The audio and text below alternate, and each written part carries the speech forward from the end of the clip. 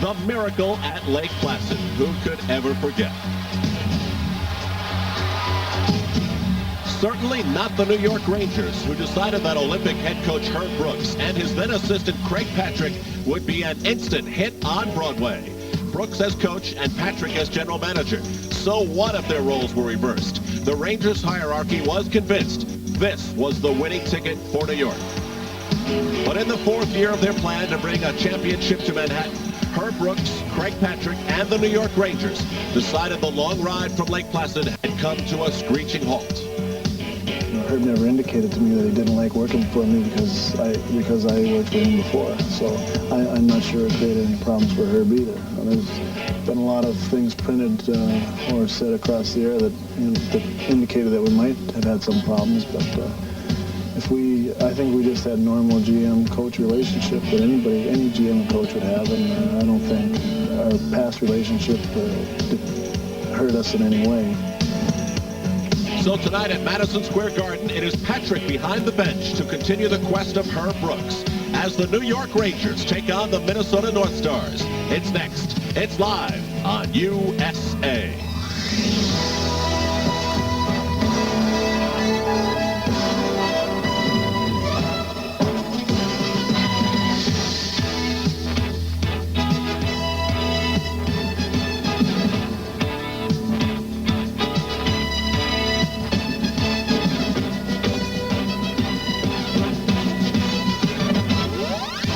The NHL on USA is brought to you by Stroh's and Stroh Light.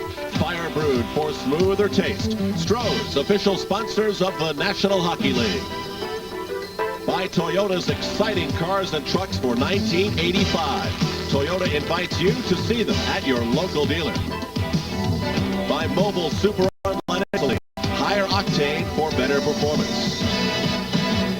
And by Chevy, who invites you to see today's Chevy.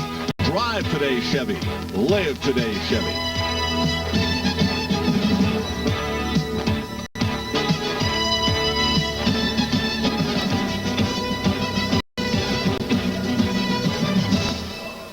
Good evening, everybody. I'm Al Troutwig in New York. This New York Rangers story really won out of the what have you done for me lately department. Herb Brooks coming into New York and really putting some optimism in the hearts of the New York Ranger fans who have longed for the Stanley Cup for so long.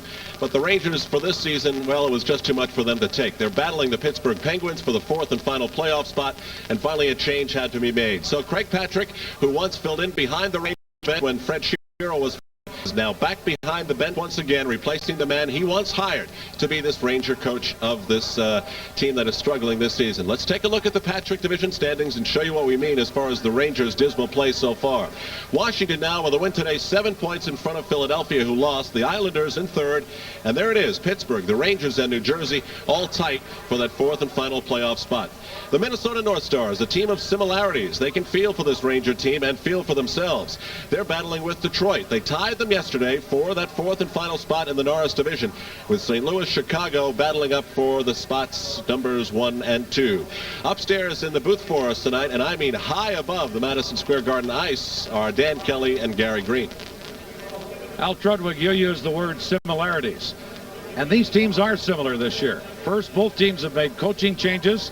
Secondly, both teams have been major disappointments this year. And thirdly, both teams have been racked by injuries. But Gary, aside from the injuries and aside from other things, what's been wrong with these two teams? Both were expected to be much better. Interesting, when we talked to both coaches before tonight's game, there is also another similarity, Dan, and that is that they feel that both clubs have not performed up to expectations, even with the players they have had. They have not given the effort that they're expected to give. And Craig Patrick, I think, hit the nail on the head. He said, oftentimes when things are not going well for you as a player, you think you're working hard, but you're really not. So the last couple of games, the Rangers have worked hard. But that usually happens, Dan, when a coaching change takes place. It's the long run that we have to take a better look at. And Glenn Sonmore told us pretty much the same thing.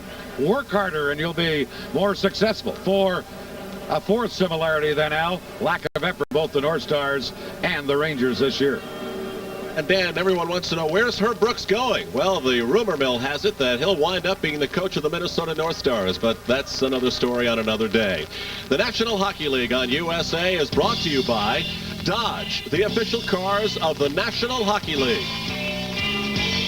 And so tonight from 33rd Street and 8th Avenue, it's the Minnesota North Stars and the New York Rangers live coast to coast. We'll be back right after this. Presenting beauty in motion, the Dodge Lancer. Its fluid lines are graceful, captivating. Its sleek body glides through the wind. Dodge Lancer, with room, space, and virtually every electronic convenience available. And Lancer has a fuel-injected engine with optional turbocharger, so you'll know what to expect. Great performance. Sounds like there's a bear in the beer. What are we going to do? I'll be right back. Where's he going? He's going to get that beer from that bear. That's not just a bear. That's a grizzly. Yeah, but that's not just a beer. That's fire brewed Stroh's. I thought we had 3 cases. Well, had to make a deal. Stroh's and Stroh Light, fire brewed for smoother taste. On the next, Chase. There's plenty of hard-hitting action as the Chase team infiltrates pro football to investigate alleged game fixing by the mob. Don't miss the high drama on Chase, part of USA's Crime Busters, at 10 p.m. Eastern, 7 Pacific, Tuesday. Book it.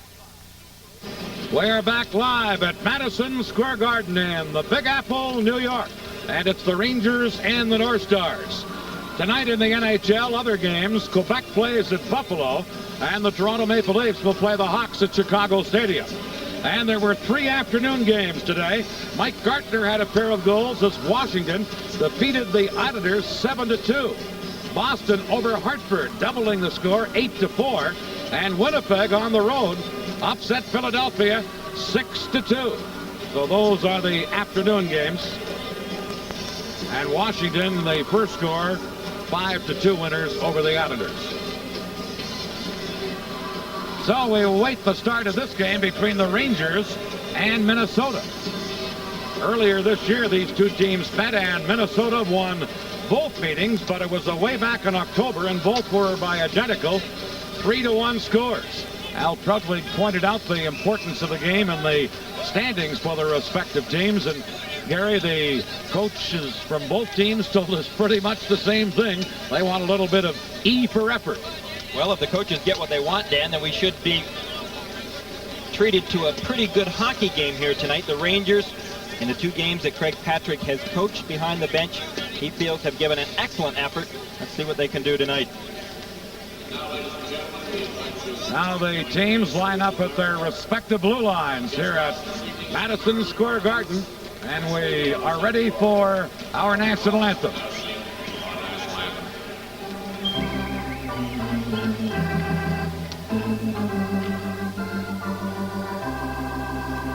Oh, say, can you see by the dawn's early light what so proudly we hail at the twilight's last gleaming, whose broad stripes and bright stars through the perilous fight o'er the ramparts we watched were so gallantly streaming, and the rockets we faced, the bursting in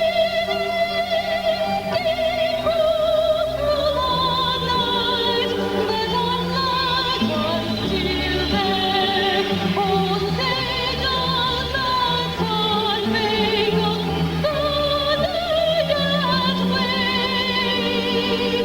o'er the land of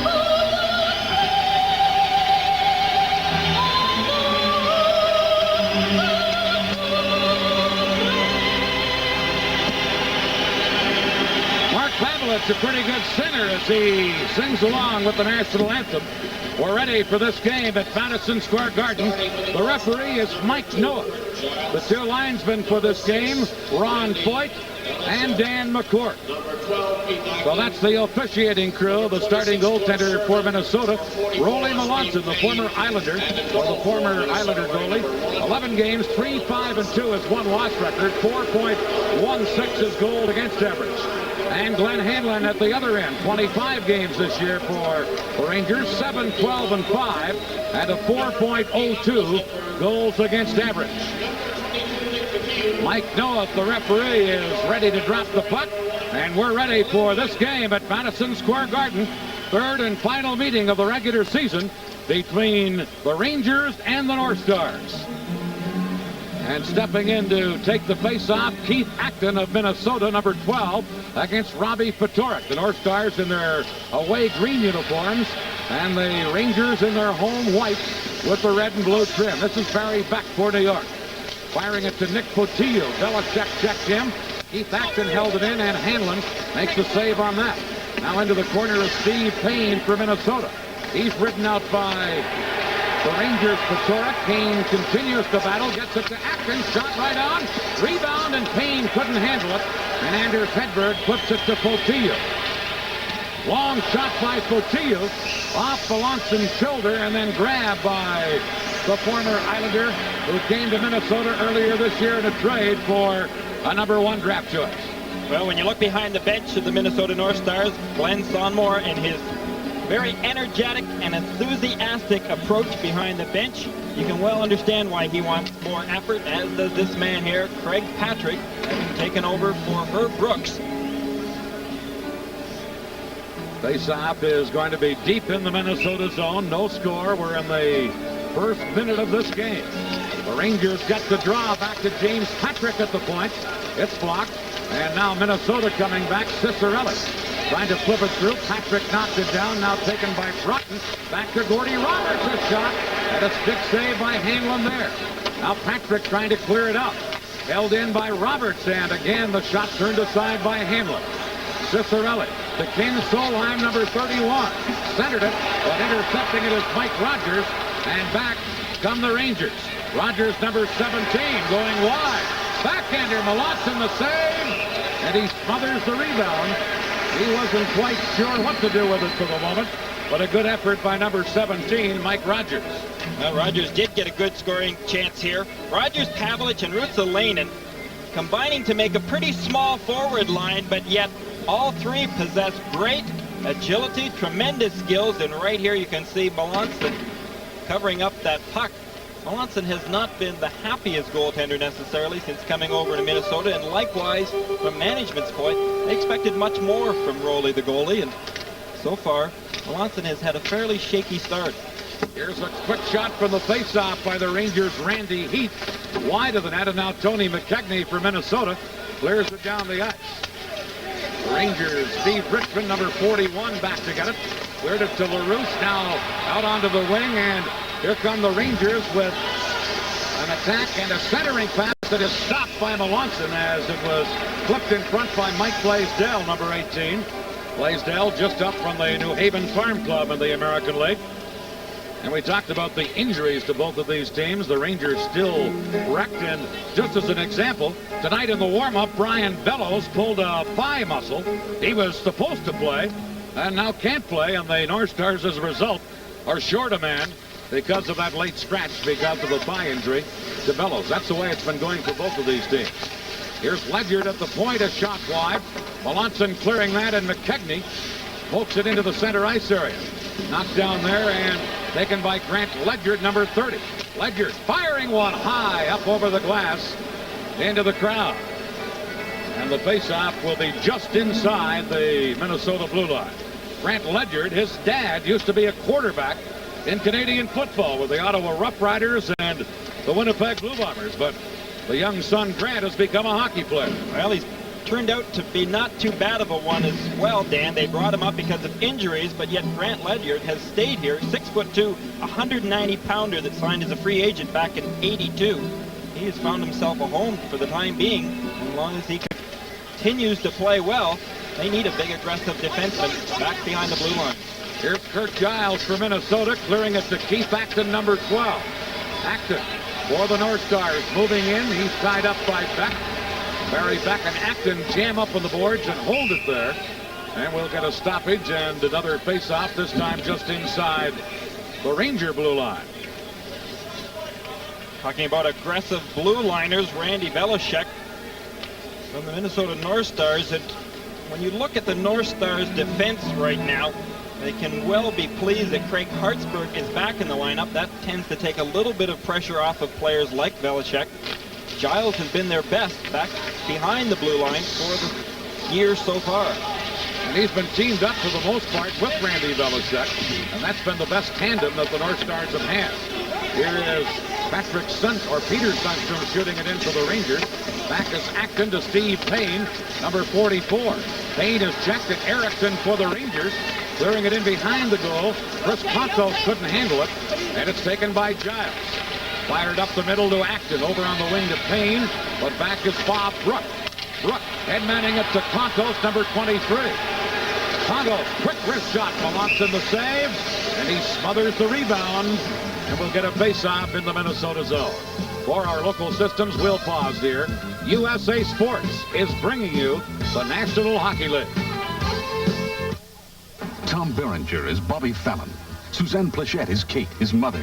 He fights for dignity. Look at me when I'm talking to you. For respect. You're going to let me be a fighter, or you're going to have to throw me out of here. And for the beauty. The money's important, but you just don't do it for the money. You do it for the beauty.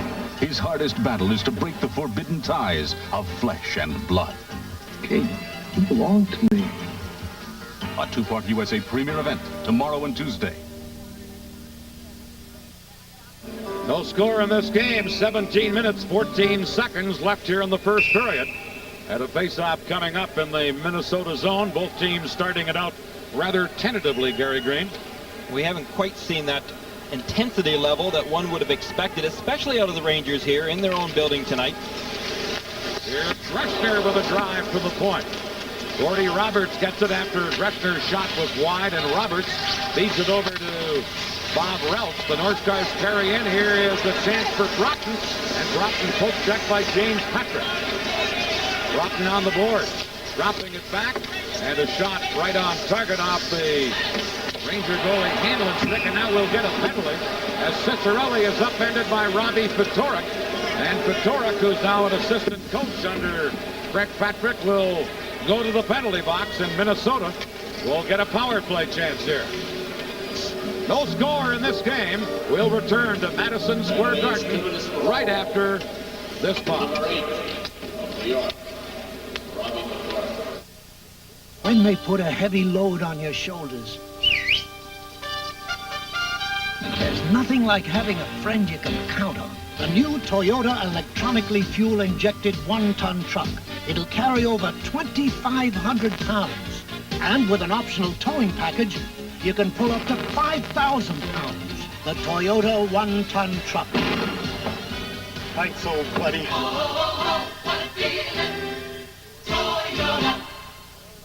Robbie Fedoruk in the penalty box for the Rangers. 2 minutes for holding was the call. 3:11 was the time, and this sets up an opportunity for the North Stars on the power play. Minnesota with a forward alignment of Maruk, McKegney, and Fleck back to the point to Kurt Giles. He and Hartsburg are the point men. Minnesota unable to center it. McKegney out trying to get it. It comes to Hartsburg, number 4. Hartsburg, a key man, just back in the lineup after injuries, lets a shot go, and that's off a stick and over the glass into the crowd. And they can use this guy, Craig Hartsburg, the Minnesota team captain, who has been racked by injuries the last couple of years. Especially on the power play, Dan. Craig Hartsburg is an excellent defenseman both ends of the rink, but on the power play, the North Stars have usually excelled. This year they are only 10th best in the league, 22.5 percentage, and they've got their problems right now up against the Rangers. The Rangers have got the best penalty killing record in the whole NHL. But it hasn't helped the Rangers much, and you think a statistic like that would.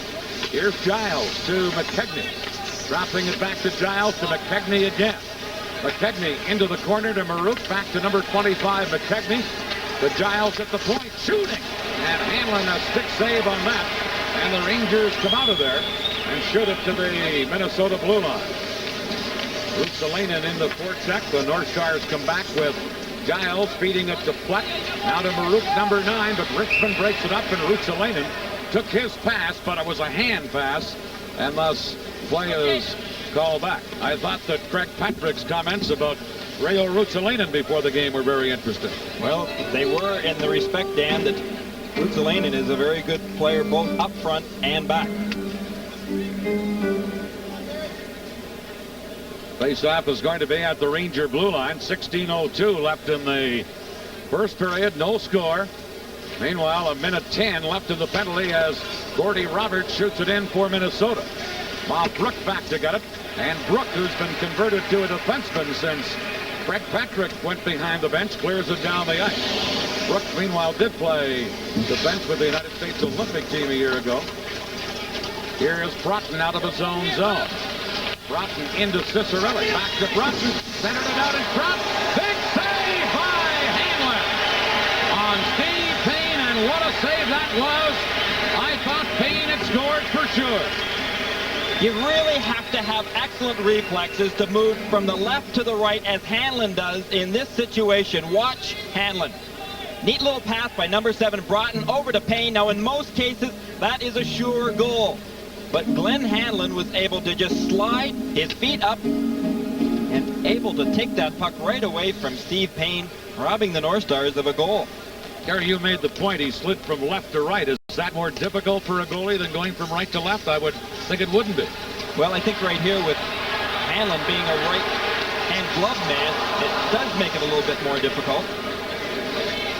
Here's Payne now trying to shoot it in.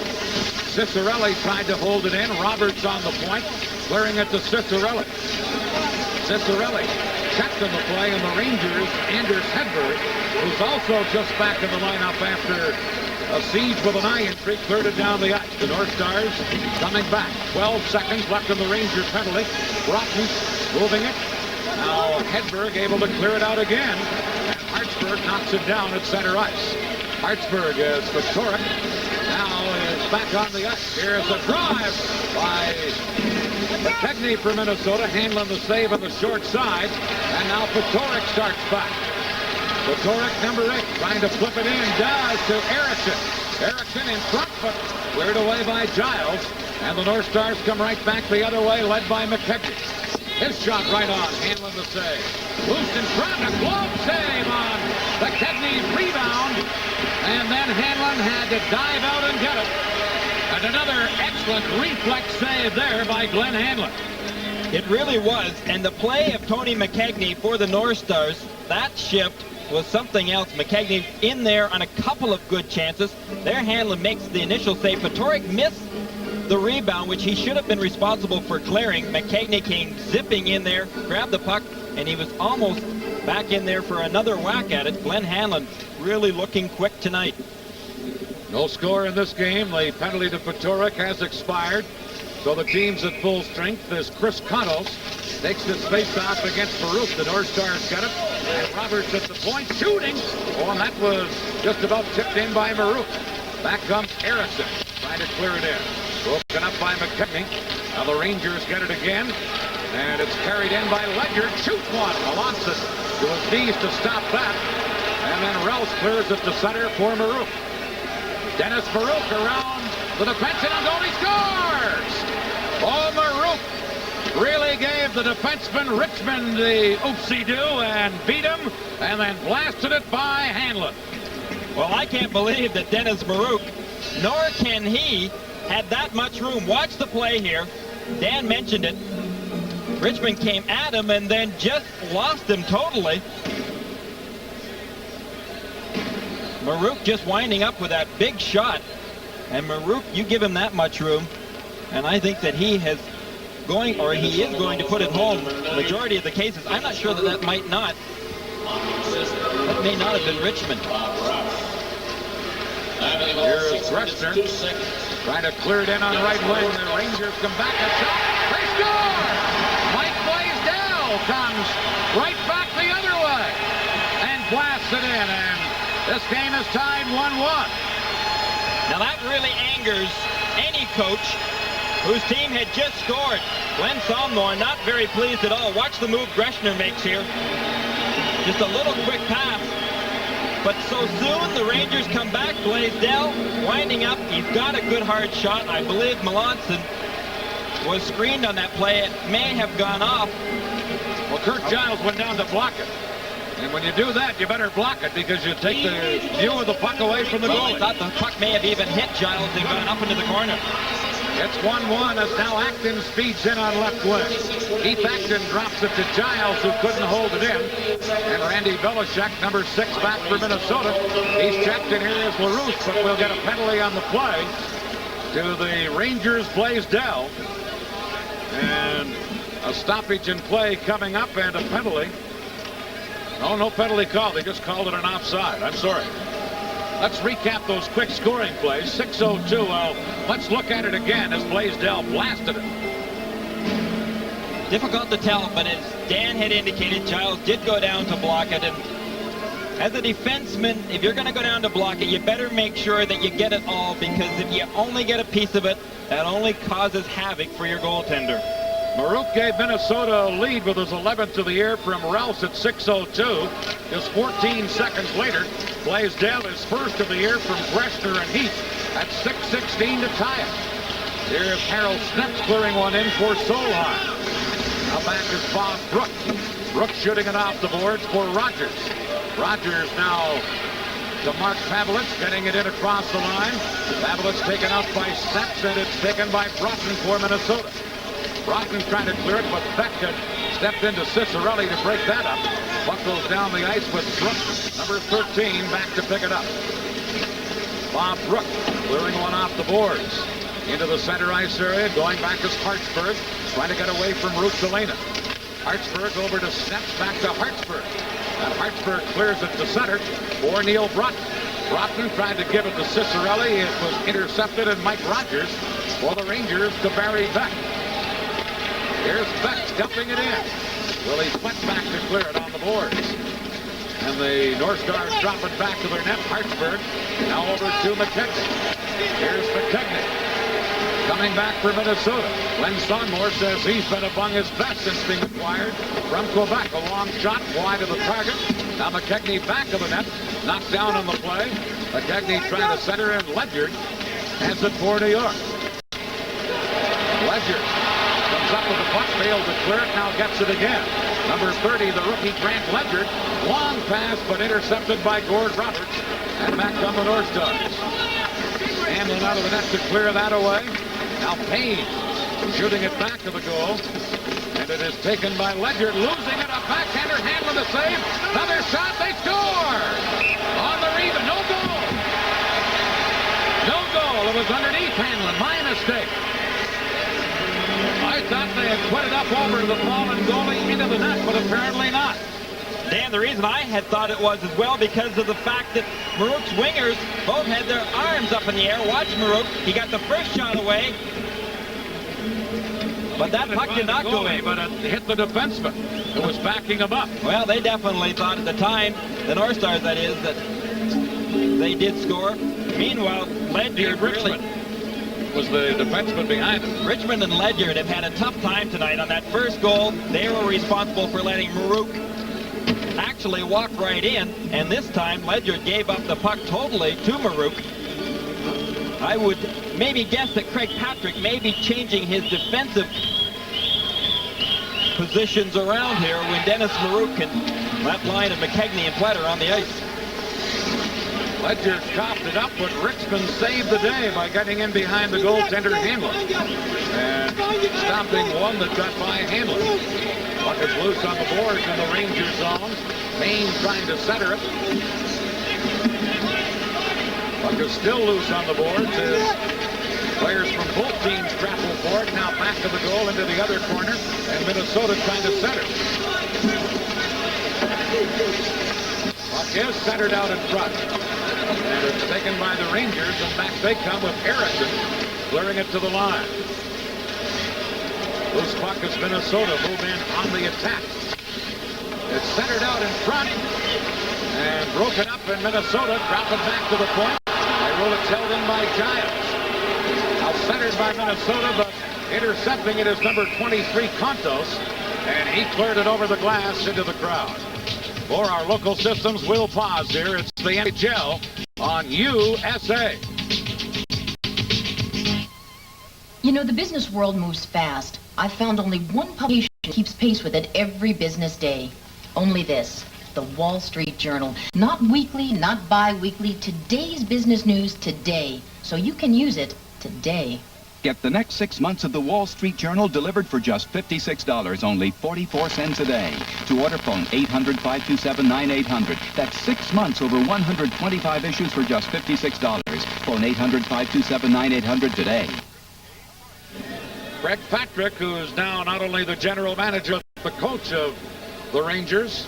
And by the way, since going behind the bench, Greg has seen his team win one and lose one. Pierre LaRouche, they'd like some more production out of LaRouche in the stretch drive here after a big year last season. Here is Brook for New York, trying to clear one ahead for Randy Heath, who knocked it down, couldn't hold it in. Rangers reorganize again off of Heath's skate into the Minnesota zone, and back to get it is Scott Bukestad, the rookie. Bukestad trying to clear it. Cicerelli now tied up by two Rangers on boards. And Minnesota come up with it, and Hartsburg carries out of his own zone. He gives it to Broughton, who dumps it in, but shot it up too high, and it goes up into the crowd. We're talking about offense, about abilities to put the puck in the net. Pierre LaRouche has not done that very well for the North Stars, but Broughton has had a tough time for Minnesota this year so far.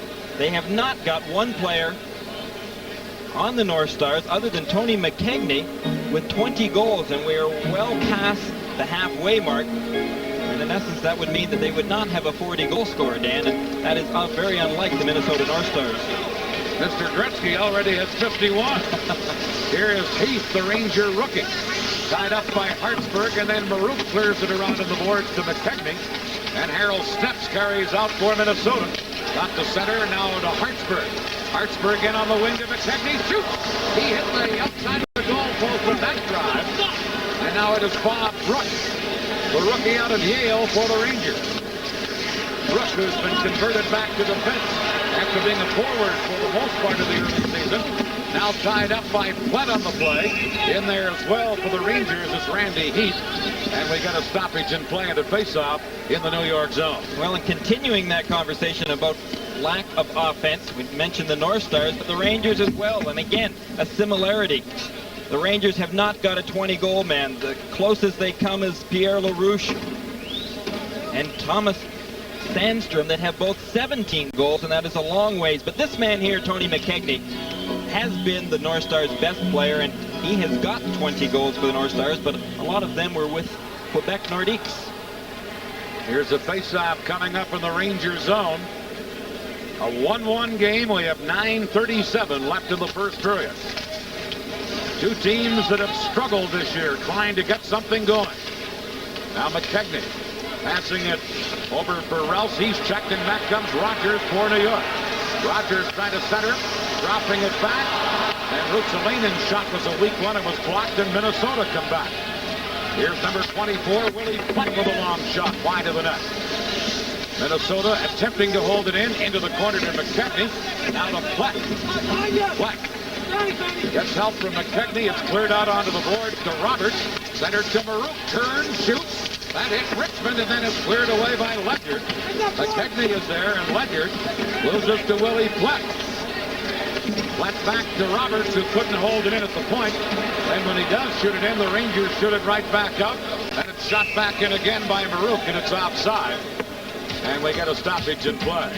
From Madison Square Garden in New York, you're watching the NHL on USA.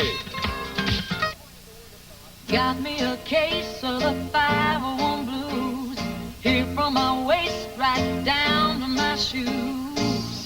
You ain't got it, not like me. It's my strength to fit, permanent identity. 501 blues, legendary 501 blues.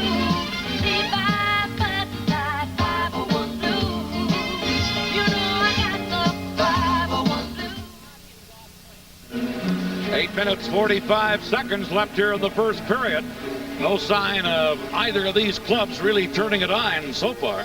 There's a lack of hitting going on out there, Dan, and if you're going to have effort, that means playing the body, doing the work in the corners and along the boards, and we haven't seen much of that so far. Here is Kurt Giles for Minnesota. Nick Portillo, who knows how to hit.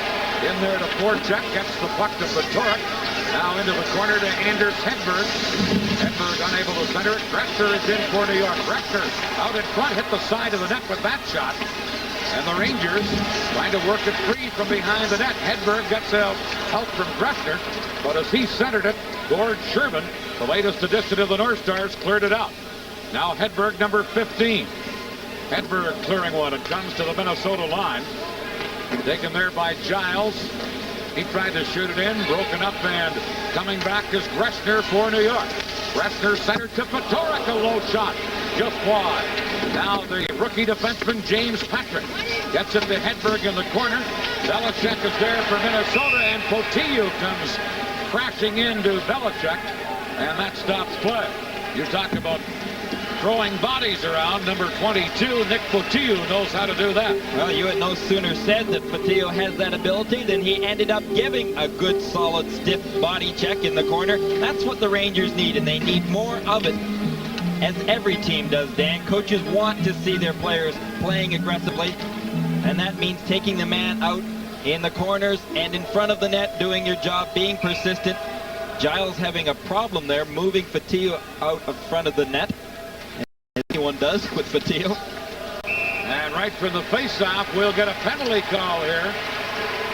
The North Stars got possession, but a penalty is called, and I believe it's against Bo Berglund of the North Stars. For our local systems, we'll pause here. USA is bringing you the NHL.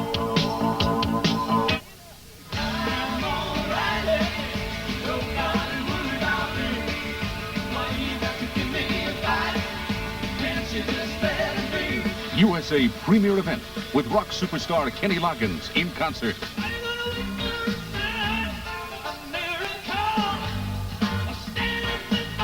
Kenny Loggins in concert, a USA premier event. At 10 p.m. Eastern, 7 Pacific on USA tomorrow. Bo Berglund for Minnesota getting the tripping penalty. 12:19 is the time. The Rangers on the power play. A 1-1 game. New York with the man advantage as James Patrick feeds it into Hedberg. Now another penalty coming up to Minnesota. The late penalty call is now Patrick trying to give the puck away. And finally Roberts gets it, and now another penalty against Minnesota. And the North Stars will be 2 men short. Mike Noah, the young referee, sending another North Star out, much to the chagrin of Glenn Sonmore, and it is the rookie Bob Ralph. So Minnesota will be 2 men short. That makes things pretty difficult for the North Stars. Penalty killing wise this year, they are only 17th best in the NHL. Mind you, the Rangers only have a 13th best in the power play department, but it's going to be much easier when you look at 5 skaters to 3 out there and the face-off coming up in Minnesota's end. So 1:47 left in Berglund's penalty, and now Rouse is off for tripping. And the Rangers with a 2-man edge. From the face-off, it is Patrick, number 3. Over to Beck. Beck lines up, shoots one wide of the net. Into the corner after it, LaRouche back to Beck. Takes the shot. Fired it behind the goal. Roberts is there to clear it. Keith Atkins shot it. It's knocked down by Contos for New York. Back to Beck. Beck takes the shot and then hit Kurt Giles with it. Comes to Chris Contos. Into Hedberg. Dropping it back, but a poor pass. Intercepted and cleared, and now Atkins breaks away for Minnesota, and he's pulled out. And James Patrick will get a penalty. So there goes the 2-man advantage the Rangers had, because the rookie James Patrick gets a tripping penalty, and now it will be only a 4-against-3 power play. Well, it was pretty close. Had James Patrick taken about one more stride and Keith Acton not quite as good on the penalty drawing department, then it may have been even Steven, but Patrick getting a 2-minute penalty. I was going to say the only mistake Patrick made was putting the stick on the wrong guy. Keith Acton can take those dives pretty well. Didn't you teach him that? And very, very well, as you can see. I think Acton, 9.9. Acton would have gone down had the stick been there or not, Dan. Is that the kind of stuff you teach in your hockey schools? No, not at all. But Keith Acton has got the speed that he could have well broken away. But I think he saw Beck on one side and Patrick on the other. So now, after the slashing penalty to Patrick, they call it, 13:05 the time. Only a 4-against-3 power play for New York as the Rangers move it in. Here's Mark Pavelich at the point. Over to the other point. Back to Pavelich it comes. Shot blocked by Giles, who came diving out. And then it's cleared by Broughton over the glass and into the crowd. Pavelich, one of the many Rangers that has suffered injuries this year and is trying to salvage the remainder of the season. And they need this small but very aggressive, skillful center iceman to lead the way for them. Here's Ruotsalainen at the right point. Feeding it in to Rogers. Remember, it's still a 4-against-3 power play for the Rangers. Ruotsalainen to Rogers. Back to Reijo Ruotsalainen. Shot, Melanson the save. Rebound. Hooked wide by the rookie Ledger. Now it comes back to Ruotsalainen again. Over onto the wing. Back to Ruotsalainen with a drive high. And Belichick has it for Minnesota. Randy Belichick doing a good job, but now clears it out on left wing. And Giles carries out for the North Stars. Giles says, if you're not going to check me, I'll keep the puck. He slowed it down to a walk and then just slid it into the Ranger zone. Back comes Ruotsalainen to Rogers. Back to Ruotsalainen. Centering to Ledyard. And out of the penalty box and knocking it away was Bo Berglund, who just got out of that penalty box in time. Back comes Pavelich. Trying to flip it through. Acton knocks it away. Now Keith Acton for Minnesota. Couldn't get cross center. Puck taken by Roberts, and the North Stars, who have a brief power play, now move in with Craig Hartsburg. Dropping it to Payne. Payne shooting it back to the goal. And Beck gets it for New York and tries to shoot it out of there. Does get it on the left wing side, and Peter Sundstrom shoots it down the ice. Just 9 seconds left in the other penalty to James Patrick of New York.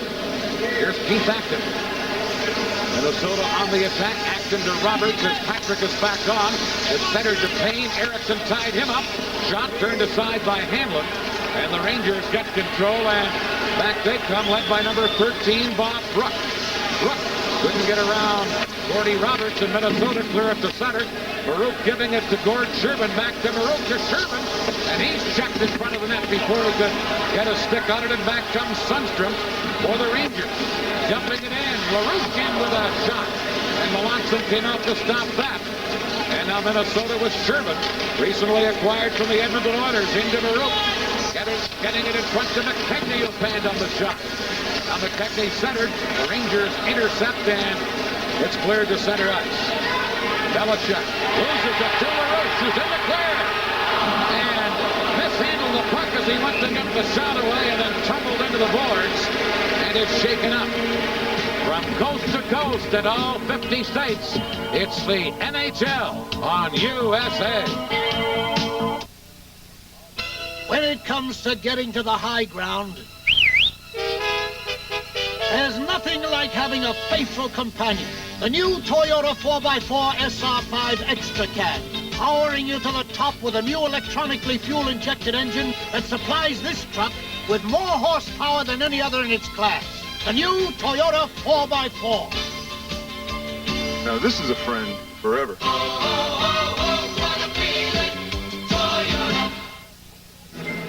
4:01 left here in the first period. Still Minnesota won, the Rangers won. All the penalties have expired, and neither team showed much on their power play. Well, one thing that has improved in the last few shifts, Dan, the skating has been much better. And if you're not going to play an aggressive hitting game, then play a good hard skating game. Both these teams are very capable of that. Here's the loose puck taken back to the Ranger goal by Randy Heath. Heath having difficulty, now gets some help. Heath now shooting it off the boards, but it's held in by Ralph at the point. His shot into the corner, and Heath starts back again, but now over in the far corner, a penalty called against the Rangers. And New York will be shorthanded again. It is the rookie Ledyard who caught the eye of the referee, Mike Noah. Ledyard pulled down Dennis Marouk. And Marouk is very capable, as is Keith Acton, of drawing a lot of penalties for the North Stars. And watch this one. That was a pretty good call, though. Ledyard just took that left hand of his, put it on Marouk's shoulder, gave a little tug, and that was enough to send Dennis Marouk down and Grant Ledyard to the penalty box. 16:26 the time, holding the call. And Craig Patrick will see his team play shorthanded now. A 1-1 game as Minnesota gears up its power play. Earlier in the year, Glenn Sonmore said the power play was the only thing that was really getting them some goals, and even that's cooled off of late. Should be helped by Hartsburg's return, though. Hartsburg feeding to Ciccarelli. Ciccarelli behind the net to Payne. Steve Payne trying to center to Broughton. Back on the point, now to Giles. Back to Neil Broughton to Giles again. Giles shooting one. That hit back. Bounces away to Ciccarelli. Dino Ciccarelli back on the point. Hartsburg with a drive. And he fired that wide. And now it is Broughton to Hartsburg again. Shooting one. Stick save by Hanlon. Rebound. And Hanlon able to cover up on it with Payne and Broughton both banging away at that loose puck. With Ciccarelli, Payne, and Broughton out there, along with Giles and Hartsburg, the North Stars should have an excellent power play percentage. They can move the puck around well. They can all shoot. We're seeing that happen right here. Broughton is quick, looking for those rebounds. Ciccarelli is excellent close in. And Payne has got that long reach in front. The one thing I have noticed, Dan, is that the North Stars are tending to congregate a little bit more around the net while they have possession, and the North Stars in the past have always spread out and moved the puck around extremely quickly. Which way do you like? Well, the North Stars used to kill us, I'll tell you, when they moved the puck around quick and just worked it into the slot and then let her go. The Rangers cleared down the ice. Hartsburg back to get it, almost lost it. And here's Kurt Giles. To Steve Payne, now to Dino Ciccarelli. Ciccarelli shot partially blocked by Beck, and then it rolled to the goal mouth and was grabbed by Glenn Hanlon. Let's go to Al Trudwick here. Dan, a few moments ago, we watched Pierre LaRouche of the Rangers race in 1-0 against Rolly Melanson of the Minnesota North Stars, and the puck just seemed to fall off his stick, and he crashed into the boards. And the look on his face told the story of Pierre LaRouche's season thus far, and he'll be with us after the first period. We'll talk about what's been happening with him and what's it like in the Ranger clubhouse now that Craig Patrick is back as coach. Stay with us. With the way things have been happening for the Rangers and with the way LaRouche went into the boards, if I were Al Trudwick, I'd get a backup interview because he may be in the medical room. Just going on the history of the season and what we saw as he bounced into those boards. Here's McKechnie. Trying to feed it in. Racing out after it is Rogers. Rogers tied up. Now Patorek getting the puck, and there's a penalty coming up to Minnesota. And now as Marouk gets the puck, a penalty is called against the North Stars and against Ken Solheim. You'll see right here why. Pretty obvious, Dan, as Solheim had his arms and threw Rogers down onto the ice. Now, Rogers is not a very big player. Solheim much taller, but you use the shoulder to take the player out. You don't use your hands to tackle him. If you're a linebacker, you do, but we don't have linebackers in the NHL. So now each team will be a man short. Still 43 seconds left in the Grant Ledyard penalty of the Rangers, and now to the penalty box is Solheim for holding. 17:43 the time. A 1-1 game. Dennis Marouk with his 11th of the year has scored for Minnesota, and Blaisdell with his first of the year has scored for New York. Mike Blaisdell just up from the New Haven Farm Club in the American League. He scored in the American League, but his first in the NHL this year. Each team a man short and a little more skating room at this point. We're down to just over 2 minutes left in the first period as Roberts for Minnesota moves it up to Keith Acton. Acton trying to go around Bob Brook. Acton sliding it across for Rouse. He held it in, shot it into the corner, and Brook gets it free and drops it back of his own goal to Richmond, number 41. Steve Richmond loses to Acton, and Glenn Hanlon had to cover up, and that's about 3 times here in the first period that the Rangers defense has coughed up the puck, and all 3 times about no more than 10 feet away from that net. Well, you feel sorry for Glenn Hanlon in those situations, but yet after one happens early in the game, you're much more prepared for the second and third ones to take place. And with players like Acton and Marouk, Cicerelli and Broughton, the North Stars can be really tricky offensively when they're forechecking. They've got a lot of small forwards that can get in behind you, that can pick your stick up, take the puck away from you very quick. Pierre LaRouche ready for this face-off with Keith Acton. Deep in the Ranger zone, 1:38 left in the period. It's a 1-1 game. The Minnesota North Stars and the New York Rangers.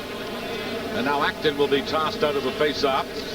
And stepping in to take it instead will be the rookie Scott Bukestad. Bukestad, another rookie off that United States Olympic team of a year ago. Here's LaRouche breaking up. Number 10, Lucky Pierre, they call him. LaRouche in on right wing for Contos. He centered it and comes to back a drive. Watson about 15, 20 feet out of the net to make the save. And he held on to it. On a play like that, I guess if Beck had a second chance, he'd fake the shot and keep on going. Well, he really would have. I think it caught Barry Beck by surprise. He just made a beeline for that net. He had his head down. He did not take a look at where Melanson was. Now, when you see Beck take that shot, he is looking down at the puck. That is not like Barry Beck, who usually has his head up. You would have seen that Melanson was way up. Here's Beck, a shot from the point wide of the target. Now LaRouche centered, and Contos fanned on it in the slot. Patrick from the point shooting one wide. And Minnesota come up with it, and it's backhanded by Broughton down the ice. James Patrick back to pick it up. 1 minute left here in the first period, a 1-1 game, Minnesota and New York. Here's Patrick to Contos. He fires it in, and Melanson out of the goal is there to clear it. Knocked down at center ice by Ledger, who works it to Ruotsalainen, back to Grant Ledger. Now to Rayo Ruotsalainen. Headmanning it ahead for Hedberg. Hedberg trying to feed it in front. Now Hedberg gets it right back again. Anders Hedberg. Well, they missed him when he was out with that eye injury. And then it's shot down the ice by Broughton. Hedberg played very well last night in his comeback game in Montreal against the Canadiens. It's hoped that he can stay in this game, and with the Rangers, the eyesight was questionable. Here's Pavelec to Grester right in. Hit the side of the net with a backhander. Grester with a great chance. Now Grester fans on one. At the point, they score! Ledyard let it go. It may have been tipped by Mike Rogers. We'll wait and see.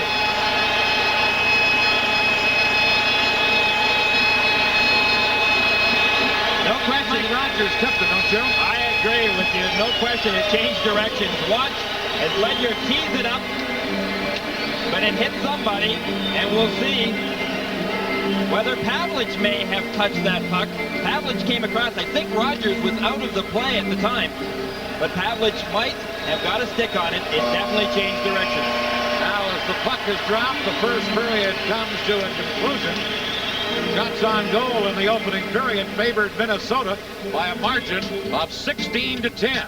Still no announcement as to who got the goal, but I would guess Pavelec deflected it, and the Rangers nonetheless lead 2-1. Coming up, Pierre LaRouche. The Rangers center iceman will visit our USA studio and chat with Al Trautwig. After one period of play, the score, the Rangers 2, Minnesota 1. Our first intermission coming up after this pause. It starts with a subtle glance. The enticement of discovering something wondrously new. The Dodge Aries K. Sleek new styling that will captivate you. Performance that will infatuate you. You always knew Aries for its economy and value. Now you'll love it for its beauty.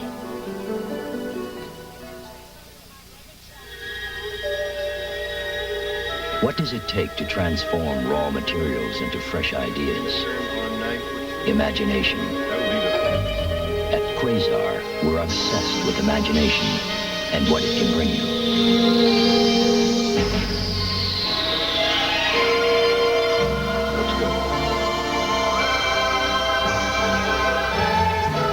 Quasar, out of our minds, into your hands.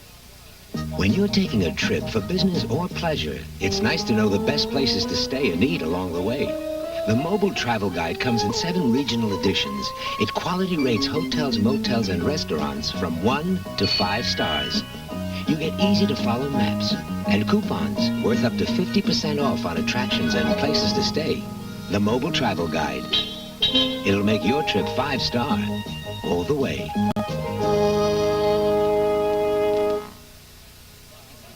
My hardware store. Fortune 500. We've expanded into 6 states. The Kemper Group not only insures every type of big business, but also little businesses that might never have grown up if it weren't for the Cavalry's dedication to service and professional advice. That's the difference between just insurance and the Kemper Cavalry. Someday my company will need a cavalry. Once you compare Kemper, you'll ride with us. We'll be taking 2 weeks off on USA from our NHL coverage, but we will be back in February with a full schedule. We'll begin 2 weeks from tonight, February 12th, when these same New York Rangers battle the Philadelphia Flyers. That, of course, a very important Patrick Division matchup. Then on Tuesday night, February 14th, we'll be at the Olympic Saddle Dome in Calgary, Alberta, for the 37th NHL All-Star Game, and you won't want to miss that. That's February 14th, and a complete schedule continues all throughout February right here on USA. Right here at Madison Square Garden in New York, the Rangers lead the Minnesota North Stars by a score of 2-1. That's after 1 period of play. And there was that late goal scored with only 5 seconds left in the period. Ledyard for the Rangers, assisted by Pavlich and Greshner at 19:55. Our guest in the studio with me tonight after 1 period of play is Pierre LaRouche of the New York Rangers. Pierre, that one play you had, the breakaway, sliding in, you just told me a minute ago you stepped on the puck. That's kind of the way this Rangers season has been going, hasn't it? Yeah, we had a lot of trouble. We started the season on a bad note, and it's been carrying on since then. And, you know, before, I know you'll ask me about the change of the coach. When things like that happen, you know, usually that's the first man to go, and it's very unfortunate because Herb is a great coach. I see a different look in your eyes this year. You're pressing a little bit, and that's just from an outsider, almost a fan. No, well, maybe you always try to, you know, maybe I am pressing a little bit, but I don't feel that I'm doing it. But again, I'm getting too close to the net all the time, and you know, it's a lot easier to check me, and then I usually stay out in the slot. Let's take a look at that breakaway, and maybe we can analyze it a little bit. If you were to look at this and say what you should have done differently, what would it be? I shot the puck. The puck. Yeah, shoot the puck. I was coming in there, and the angle was pretty bad, but he came out, and as you see there, I just missed the puck, and I stepped on it, and it's not the way to score goals. And I guess Melanson played you pretty well. Yeah. Okay, now you got ahead of me a little bit, but the coaching change shocked everybody? Oh, yeah. We never expected it, but again, when, you know, we're in 5th place, we're battling for Pittsburgh for a playoff spot. Jersey is right behind us, and I guess that Craig felt they need the change, and you know, they have to make a decision sometimes. They're not always easy to make, but in this case, you know, that was Herb who had to go, and it's hard to change everybody else. You have to change one man. So now Craig Patrick walks in the locker room the first time as the coach. No stranger to you guys, but now all of a sudden a different role. What did he say to the team? Well, not much. You know, he told us to go out there and work hard, and they'll look from there. He's been watching it from the upstairs. It's a lot easier to be behind the net, behind the bench, and it's going to take him a little while to get used to it, and for us to get used to him. But hopefully it'll work for the best. Now, you may have seen tonight Pierre LaRouche, the scorer, becoming Pierre LaRouche, the penalty killer. What's going on with that, and do you like it? I think I'm just going out there for the face-off, and it's good because it keeps you in the game, and it's fun. The other team are more relaxed when they kill penalties, and sometimes you get a break, and you can go. All right, Pierre, stop stepping on the puck, okay? Yeah, thank you. Pierre LaRouche of the New York Rangers has been with us on USA after the first period, and for being our guest, Loris Quartz Watches and Clocks would like him to have a handsome Quartz World Travel Alarm Clock for being with us on USA tonight. Our thanks to Pierre LaRouche with the score 2-1 Rangers. We look back on Rangers history. October 12th, 1976. Most goals in one game by a rookie. 5 by Don Murdoch. The team, the Minnesota North Stars. We'll be coming up. We'll take a special look at Bubba, Barry Beck, the captain of the Rangers, with Tom Murray. All that and more as we continue live from New York City. I'd sure like another Stroh's. Oh, wait. Alex, 2 cold Stroh's. Where do you see this? Just open the refrigerator. Just open one bottle. Just open the other. Now he's pouring yours. Now he's pouring mine. Alex, you better be drinking your water. Stroh's and Stroh Light, fire brewed for smoother taste. You probably can't guess where you can find all this under one roof. Probably not at the stereo store at the mall. Probably not at the TV shop. Or the computer center across town. You'll find all this at Sears. That's right, Sears. There's more for your life at Sears. If you're an investor, here's an important telephone number from Charles Schwab and an important message. I work long hours at my job, but I still don't need somebody else telling me what stocks to buy and sell. I make my own decisions, and often I make them after the markets have closed. That's one reason I trade with Charles Schwab, the #1 discount broker. With Schwab, I can place an order to buy or sell anytime, day or night, 24 hours a day, 7 days a week. And I can sleep easy. I know my order will be entered the minute the market opens. And I can save up to 76% on commissions compared to what full commission brokers charge. 24-hour service, big savings. That's why I invest through Charles Schwab. I'm Charles Schwab. You'll like our low commissions, our convenience, and our quality service. That's a promise. For a free booklet telling what Schwab Discount Brokerage can do for you, call 800-458-6400 toll-free. That's 800-458-6400. Charles Schwab, a Bank America company. Member SIPC. Tomorrow night, it begins at 8 Eastern Time, an evening of highly charged entertainment with the USA premiere event.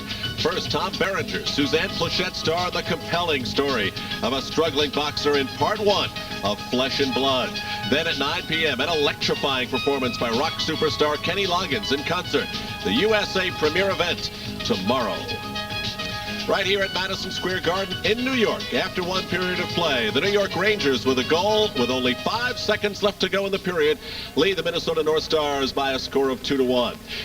We are going to take a look now at a very important part of the New York Rangers defense. He is the captain. They call him Bubba. He is Barry Beck. Tom Murray takes a look at the big backliner. Not much has changed for Barry Beck since he was traded by the Colorado Rockies to the New York Rangers just over 4 years ago.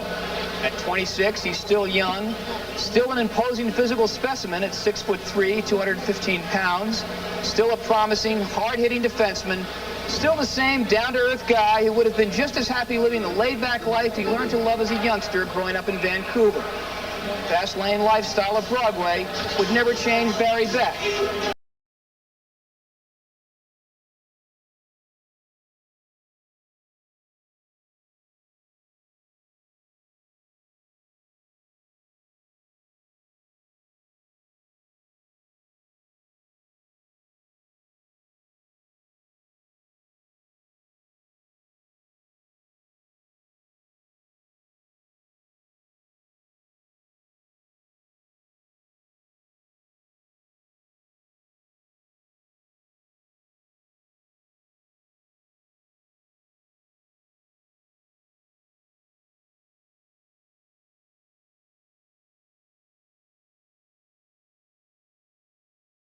Barry.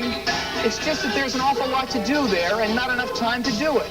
And fooling around with the saxophone is just one of many distractions that has given Beck a whole new perspective on just how hard it can be to think only of hockey. You have the best of everything right here in New York, so you're going to be distracted quite a bit, and concentration is very, very important in each and every game. I know, when I don't play good, it's because I'm thinking about something else, and it's your job as a professional athlete to try and concentrate as much as you can and to play as good as you can each and every game, and sometimes you just can't do that.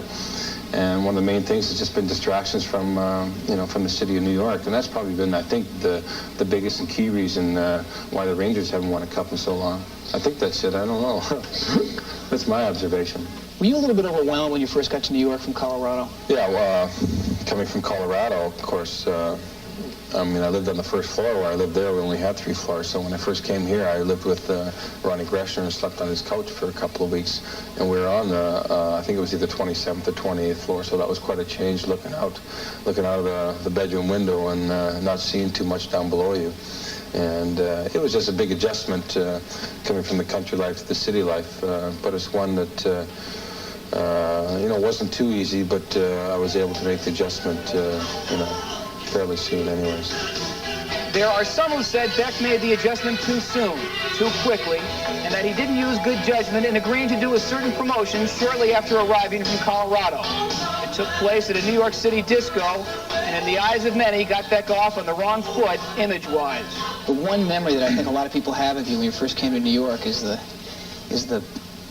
Viva underwear thing that you did it. Do you remember that? Was that done? Got those on. Was that done as for a kick? I mean, it was fun, obviously, to do. It was done as a kick. I did it with some penthouse pets, and everybody. As a matter of fact, I had my girlfriend living with me at the time, who is no longer living with me. She didn't want me to do it, and my lawyer didn't want me to do it, and most of my friends told me that I was going to be a jerk for doing it. So that's why I went ahead and did it. And I never had so much fun in all my life. I had to loosen up before I went up on stage a little bit, but I can remember coming home, my girlfriend was crying. She left early when I was up on the dance floor. I saw her walking out the door, so I knew I was in trouble right there. And I got nothing but grief and guff for it for a couple of weeks after that, but then I blew over and everything was fine. These days, Beck's promotions and image-building activities are a mite more conservative. One of his favorites involves the United Neighborhood Houses of New York. The kids at this Ranger game are here first to watch Barry play, and then to meet and talk to him after the game. Beck is the first to admit that the interest someone took in him as a kid helped put him back on the right track. And he contributes free tickets to the Rangers, Knicks, Yankees, and other sports teams in the metropolitan area.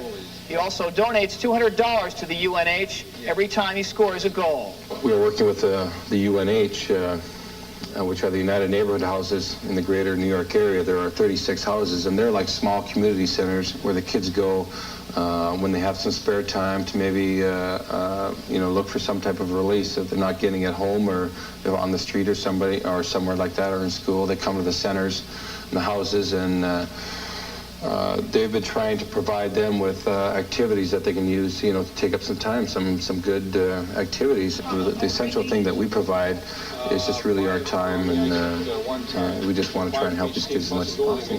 If we can acknowledge, or if we can get you to agree that you probably do have an image as a professional athlete, do you have any idea of how you come across to people, how you come across to the public? No. No, I don't think so. I just think, everybody just supposed to be, just try and be yourself, I guess. The way you grew up, the way your personality is, the way you were taught, your mannerisms. I think that all reflects upon your family and the people that you have around you. I don't think I try and certainly don't try and be something that I'm not. I realize I'm a professional athlete, and sometimes a lot of people want to know a little bit more about me. So I just try and let them in on the good points, not too many of the bad points. But you got to throw some of the bad points in there just to let them know, that you're a real person. There's not really any doubt that Barry Beck is a real person. Just as comfortable talking about a new piece of art he discovered in Soho as he is hamming it up for our cameras in his apartment. In a city like New York, where it would be very easy for a high-profile athlete like himself to get caught up and carried away by it all, Beck is impressive, not only for the things he says, but for the things he does. When you've got a long way to go, it's nice to go with a friend. The 1985 Toyota Standard Bed truck toughened up this year with more horsepower than ever, so you know it can carry its share of the load. The new Toyota Standard Bed truck at only $59.98. Friend, you're worth twice the price.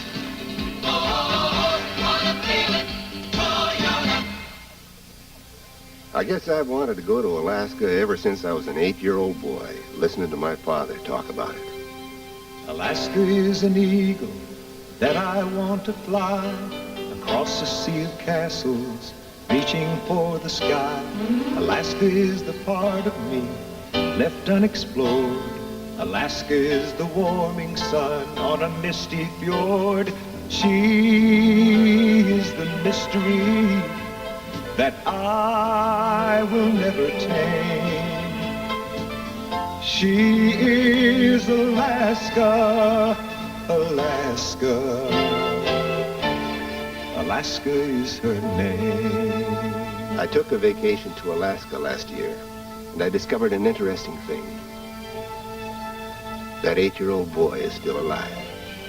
Alaska.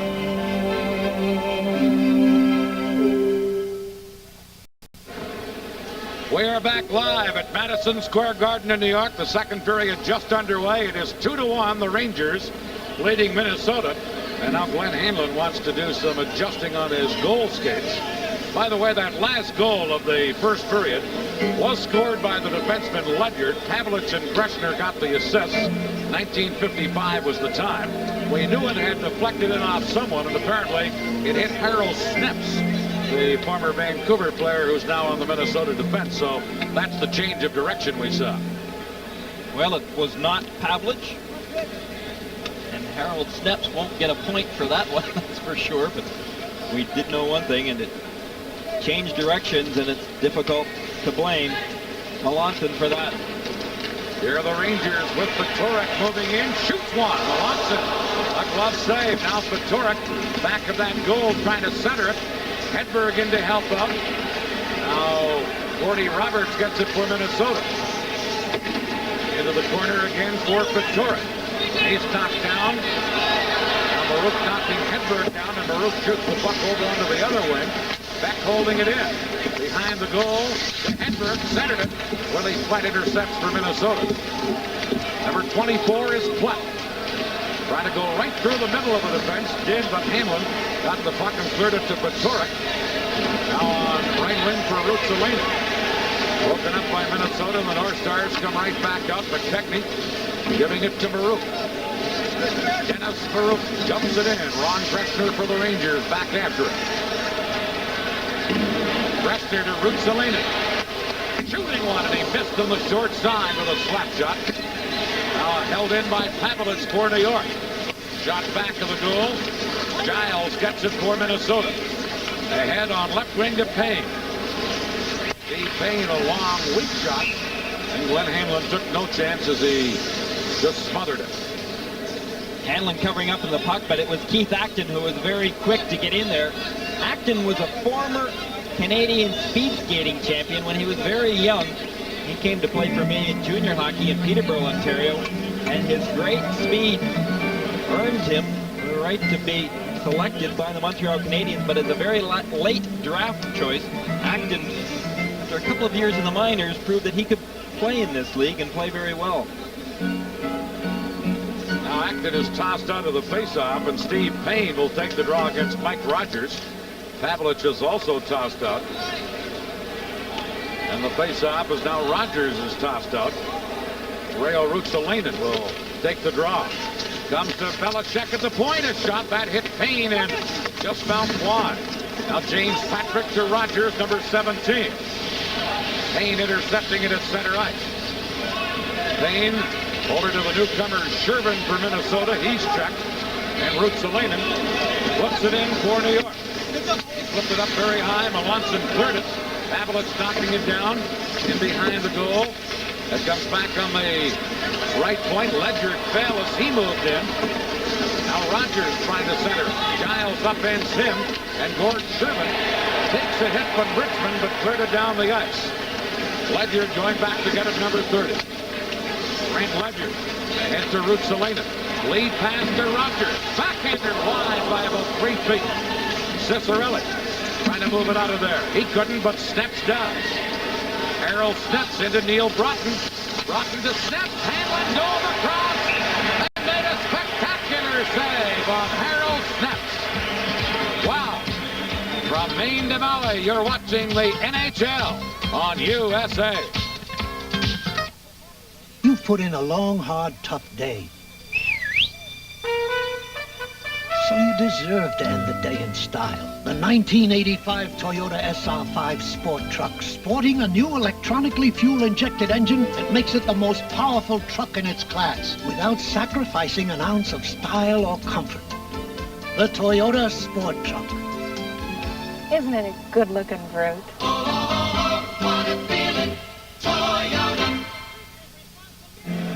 It's the New York Rangers 2, the Minnesota North Stars 1. But it was just about tied moments ago. A great save by Hanlon on Sneps. Harold Sneps moved right up with the play. Quick little pass from Broughton, and Sneps almost directed the puck in, but Hanlon has been sharp.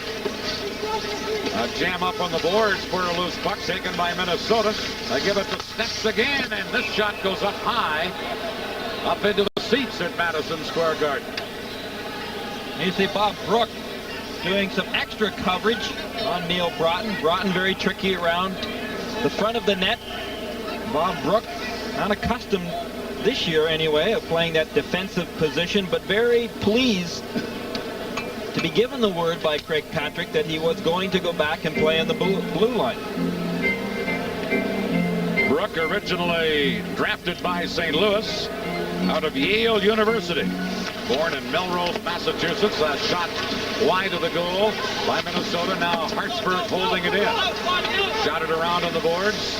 Minnesota's Solheim digging in to hold it in for Minnesota.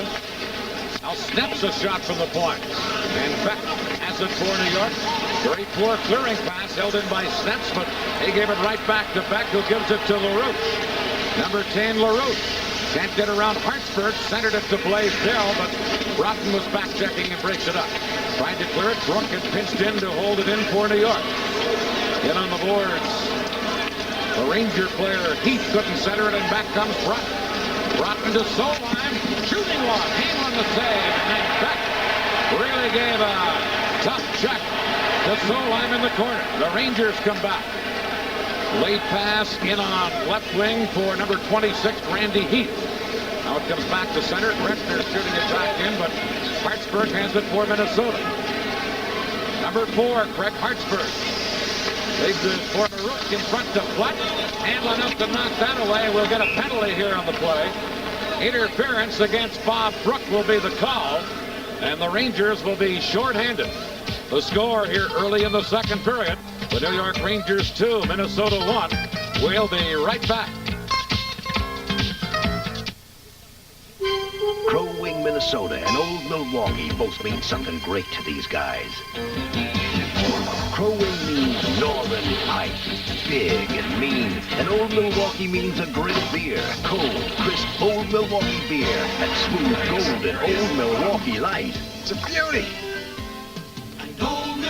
And Old Milwaukee Light. Taste as great as their name. You know, doesn't get any better than this. Bob Brook in the penalty box for the Rangers. Interference was the call. 4:12 was the time. Shake those teeth up there, Coach. I need a new set, Dan. Here are the North Stars with the man advantage. Minnesota 0 for 3 on the power play so far tonight. Dropping it back to Hartsburg. Shoots one. Blocked in front of it, and I think it hit another North Star. It really never got to the goaltender. Now McKechnie holding it in. At the point is Giles. Shot it back to the goal. Tony McKechnie trying to center one to Broughton. Back to Hartsburg. Hartsburg, rip shot. Blocked in front of it, and another penalty coming up. And I think this one will be on Willie Fleck. He was running a little interference in front of the Ranger goal. And he gets the call for a penalty. Interference, holding, call it what you want. But not much question about the fact that Willie Plett was giving number 3, James Patrick, for the Rangers a rough time. I believe Plett is getting a holding call. James Patrick ends up underneath.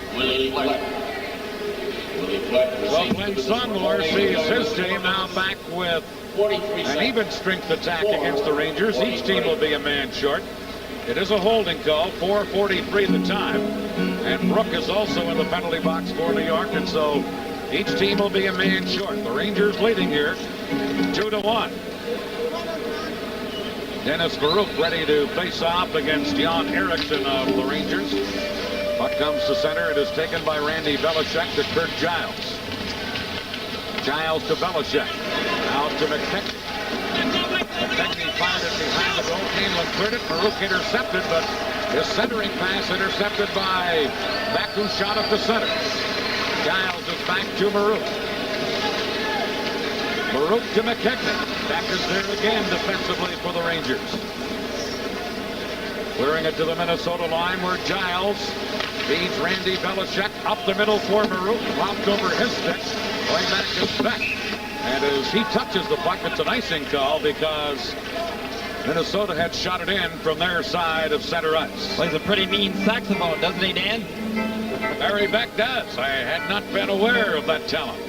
Well, Al Trutwig has informed us that Craig Patrick has told Barry Beck that he is to have no sacks before the game. That is from Al Trutwig, and don't blame Dan Kelly for that one. I had nothing to do with it. 14:40 left here in the second period, a 2-1 Ranger lead. Eriksson against Scott Bukestad on this faceoff in the Minnesota zone, and Gordy Roberts, number 10, has it for the North Stars. Each team a man short as Minnesota, now led by Hartsburg, down to center ice. Clearing it into Bukestad, or actually into Gord Sherbin, and the play is offside as Bukestad was in ahead of the play. And Minnesota's rookie defenseman Bob Rouse talking to his coach Glenn Sonmore. Now you look back at that last penalty that Willie Plett took in front of the net. North Stars had the power play. It was in the offensive zone. He was the one that actually grabbed the Ranger defenseman. Coaches wonder about those penalties, why they're in the coaching profession. Here's Rouse behind his own goal, moving it to Gord Roberts. Roberts, number 10, feeding it to Bukestad. Bukestad trying to shoot it in for Sherbin. That's knocked down by Richmond, and then as Rouse carried back in the play, is offside. Gord Sherbin, by the way, out on the ice wearing jersey number 26. Sherbin came to Minnesota just last week in a trade, along with Terry Martin from Edmonton in return for Mark Napier. Napier scored a goal for Edmonton last night. Well, Sherbin getting his ice time tonight because Bellows not in the lineup, and of course Tom McCarthy is not in the lineup either tonight, suffering from the flu, and so a couple of key offensive performers unexpectedly out of the North Stars lineup tonight. Sherbin getting the ice time. Here's Snepps clearing it in. Hanlon back of the net, shoots it to Hedberg. Hedberg winding it back of his own goal as Brook comes back on and lets a pass go through his skates for LaRouche. But Snepps beats everybody to it and shot it back to center. 20 seconds left in Minnesota's penalty to Plett, so the Rangers on a brief power play. LaRouche getting it to James Patrick, his long shot. Cleared by Melanson. Now Belichick trying to clear it out. He didn't, but Neil Broughton did. And Patrick, number 3, goes back to pick it up. Patrick, the 21-year-old former number 1 draft choice of the Rangers. Feeding it to Contos, now over onto the wing as Hedberg moves in. Backhand shot as he was falling, and Melanson handles that. Here's the centering pass in front. Melanson came diving up to stop that, and here's Plett leading a 3-on-2 Minnesota break. Willie Plett dropping it to McKechnie, shoots, he scores! McKechnie has tied this game up. Well, that's the way this game goes at times. Pierre LaRouche had missed an excellent opportunity that Melanson had robbed him of, and then the North Stars come right back. Here's McKechnie from the slot. He picks that spot beautifully. You couldn't be in any better shooting position. Good play by Willie Plett. He could have given it to the front man, but he dropped it back. Good wrist shot by McKechnie. He didn't wind up, take a lot of time for a slap shot, giving Hanlon a chance to set up. He just let her go. That ties it 2 apiece as Grant Ledyard now carries back for New York. Into the center ice area. Broken up by Gord Roberts. Now Ledyard at center ice. Clearing it over for Richmond on the boards. Richmond and Sherman jam up there. The Rangers get the puck and start to move off ice. Meanwhile, that melee on the far side of the ice continues. 2 North Stars and 1 Ranger there, but it's right in front of the Ranger bench. I believe it was Roche and Acton that were in there, but I am not sure which Ranger player it was. It appears as though it was Steve Richmond that was being given the once-over here. Initially, Sherman giving a check. And in came Acton. Well, so it was Acton and Sherman, and they continue to push and shove. Now watch the linesman here, Foyt, come in, and he tries to break the whole incident up while the play was still going on. We're going to get penalties on the play. And for our local systems, we'll pause right here. It's the NHL on USA.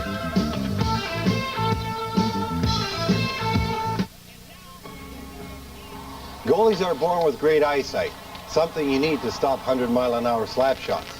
People with retinitis pigmentosa, RP, aren't so lucky. But the RP Foundation Fighting Blindness is working to prevent the tunnel vision and sight loss RP causes and help patients cope with this genetic eye disease. Call 800-638-2300 and support the RP Foundation Fighting Blindness. Preserving sight is one of the greatest saves you can make. Well, there you see Richmond in the penalty box. The penalty's being assessed right now. Rogers going in there as well. Craig Patrick a little upset behind the Rangers bench. They have just the 1 penalty posted on the penalty clock. And number 41 for New York, Steve Richmond, 2 minutes rubbing. Well, Rogers gets a charging penalty. They haven't said what about Richmond. Oh, Richmond gets a roughing call, and so does Acton. There you see the injured Ranger player Don Maloney back of the bench helping out with Coach Craig Patrick tonight. Craig Patrick has been alternating some players behind the bench, trying to get them involved with the game. Last night in Montreal, it was George McPhee. Tonight, it is Don Maloney. Well, they only have the 1 penalty posted on the clock, so I am surmising that Rogers gets the original penalty. So that means the Rangers were going to be a man short, and then the other 2 minors to Acton and to Richmond were coincidental minors, and they don't go on the clock. Here's an offside play at the Ranger blue line. It's a hard call for us to ascertain because all the penalties occurred at the same time. You take a look at Broughton. We had talked previously in the first period about this young man having a difficult time scoring. You look at his statistics right now, and in 48 games, only 12 goals, 23 assists, 35 points, way behind last year's pace. Gary, on that play, 3 penalties called on the same stoppage. Wouldn't one team be 2 men short and the other just 1? He has made it a coincidental ruling, I believe, and the only penalty that's on the clock is Rogers. I can't quite understand that. You're a big help here, huh? You're really helping me out when I'm stuck. Anyway, Minnesota on a power play. They're not shorthanded at all. And the Rangers are 1 man short. Here's Richmond in the corner. Dropping it back, and Hartsburg at the point couldn't hold it in. Kurt Giles has to go back. Now to Hartsburg. Over to Giles. Into the center ice area to Broughton. Broughton moving in, drops it to Cicerelli. That's knocked away, and Patorek cleared it away, and Hartsburg has to go back. Minnesota with the man advantage in this 2-2 game. Fred Hartsburg over to Dennis Baruch. Shot in around on the boards. Now a loose puck is there, and it's taken by Barry Beck. Beck clearing one out on right wing. James Patrick is there to shoot it in. Going back is Hartsburg. Hartsburg behind the net to Kurt Giles. Shot out on right wing to Willie Plett. That's knocked down, and the rookie Ledyard has it for the Rangers. 40 seconds left in the penalty to Rogers as it's dumped into the Minnesota zone. Erickson into Voracek. Gets the puck for New York. Jan Erickson moving in. He's knocked down by Plett. Gets up again, back to Brook. Brooks shoots from the point. Melanson to his knees to stop that, and now McKechnie feeds Baruch. Baruch got it to the line. Ledyard breaks that up. And now McKechnie dropping it back to Giles. At the North Star line to Baruch, ahead to McKechnie. McKechnie moving in, backhander and a stick save by Hanlon on a shot which probably would have been wide anyway. Held in by Minnesota, but Bob Brook is there to knock it out for New York. Into the center ice area, the puck cleared in by the Rangers' Sundstrom. And going back is Rouse, who gives it to Roberts. Penalties have all expired, so the team's at full strength. Here are the Rangers getting it to the line, but Sherman is there. He passes it over onto the wing. Now Bed ahead on right wing for Sherman. Beck is there to break that up. And Beck fires it out on right wing for Pavelich. Pavelich into Ruotsalinen. He's checked and intercepting, but failing to clear it. The North Stars. Beck held it in. Into the corner, now center to Ruotsalinen. Round on the boards to Rogers. Rogers to Pavelich. He couldn't center it. And then a jam up on the boards in the Minnesota zone, and we get a stoppage in play. The place to stay is USA for exclusive National Hockey League coverage. More coming in just a moment.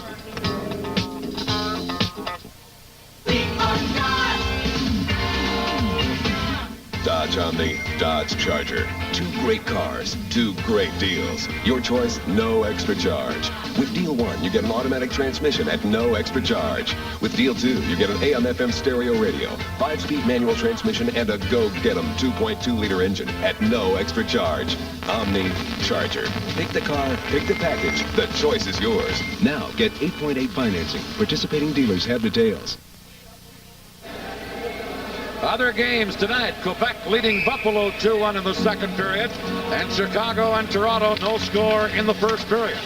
Here midway through the second period, it's 2-2, the Rangers in Minnesota. And Broughton starts out on left wing to Solheim, now to Broughton. Broughton to Solheim, high shot, Hanlon the save, Ciccarelli fanned on the rebound.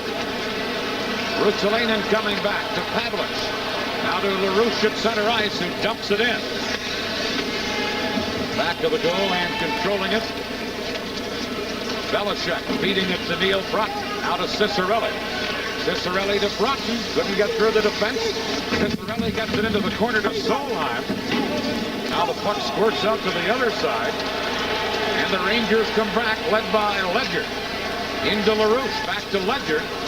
He tried to slide it through. Now LaRouche centered and Blaisdell in front of the net. Just failed to tip that in. He had an open net. Hartsburg intercepts a pass and clears the zone for Minnesota. Brent Ledyard for New York. Over on right wing for Blaisdell. Blaisdell waiting for his teammate Contos to get back onside. Now he dumps it in. Now stolen. And a centering pass by Randy Heath broken up. And here comes Minnesota to center ice. But Ciccarelli just dumps it in as the North Stars wanted a line change. Now to Contos at center. Got it to the middle of Minnesota line. Knocked away by Hartsburg. Now to McKechnie. And McKechnie is checked and the Rangers come back.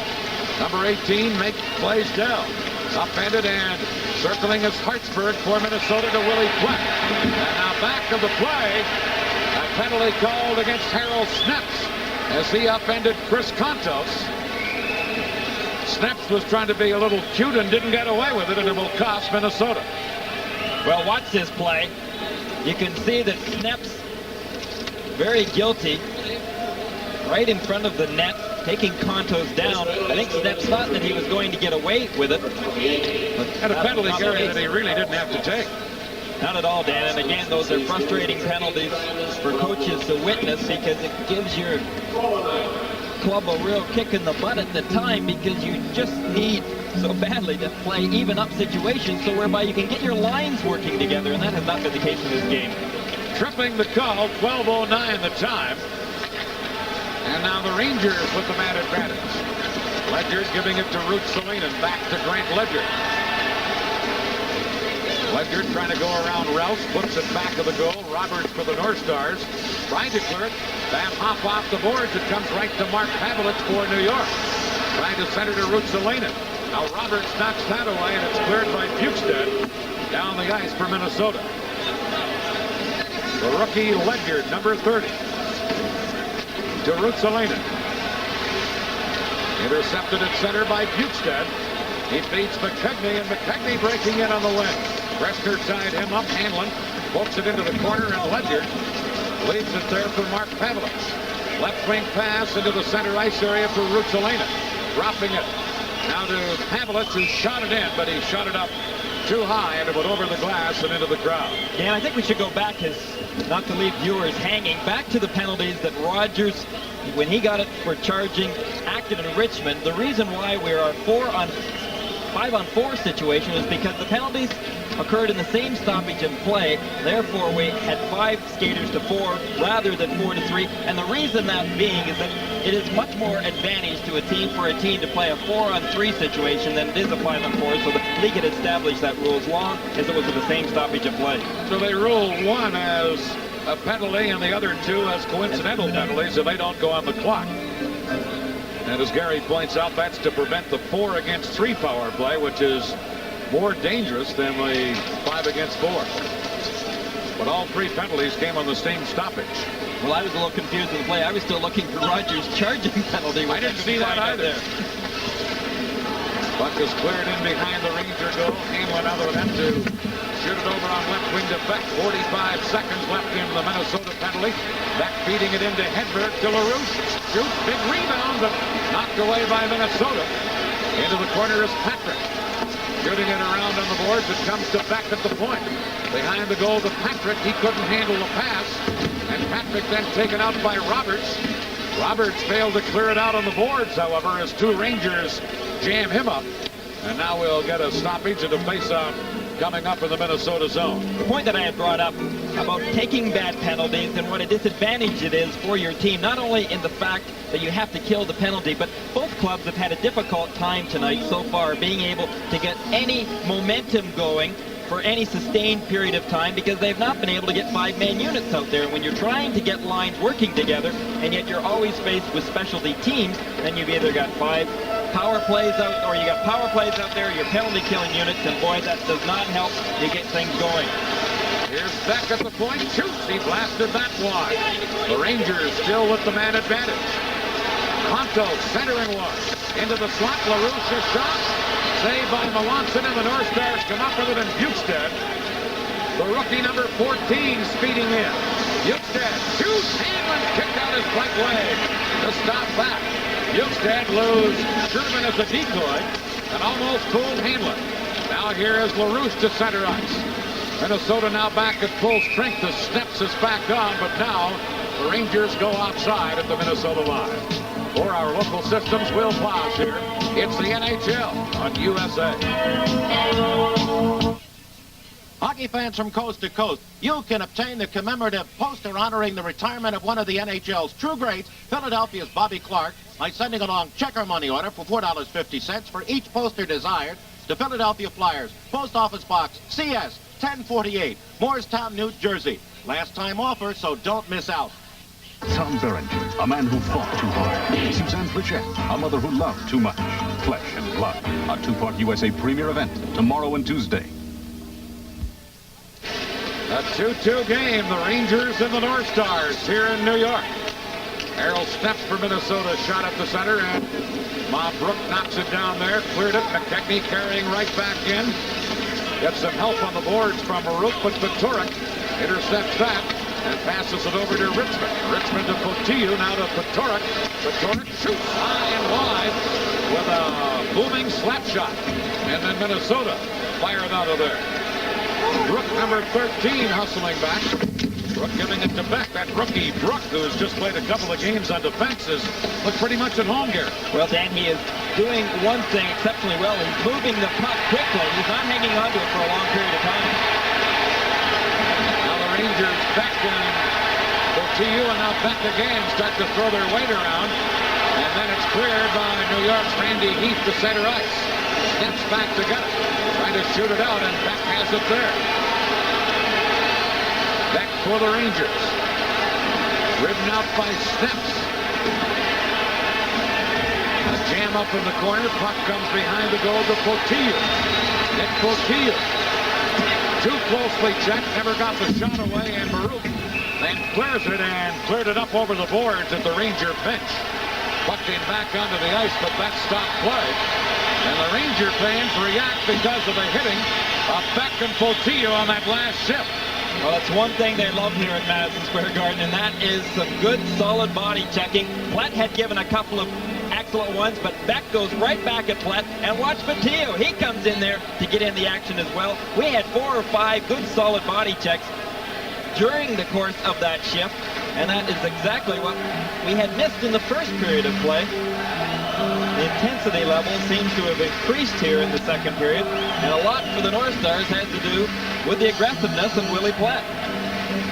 I was going to say that. Willie on the receiving end for a change. He's usually the guy that's banging people around.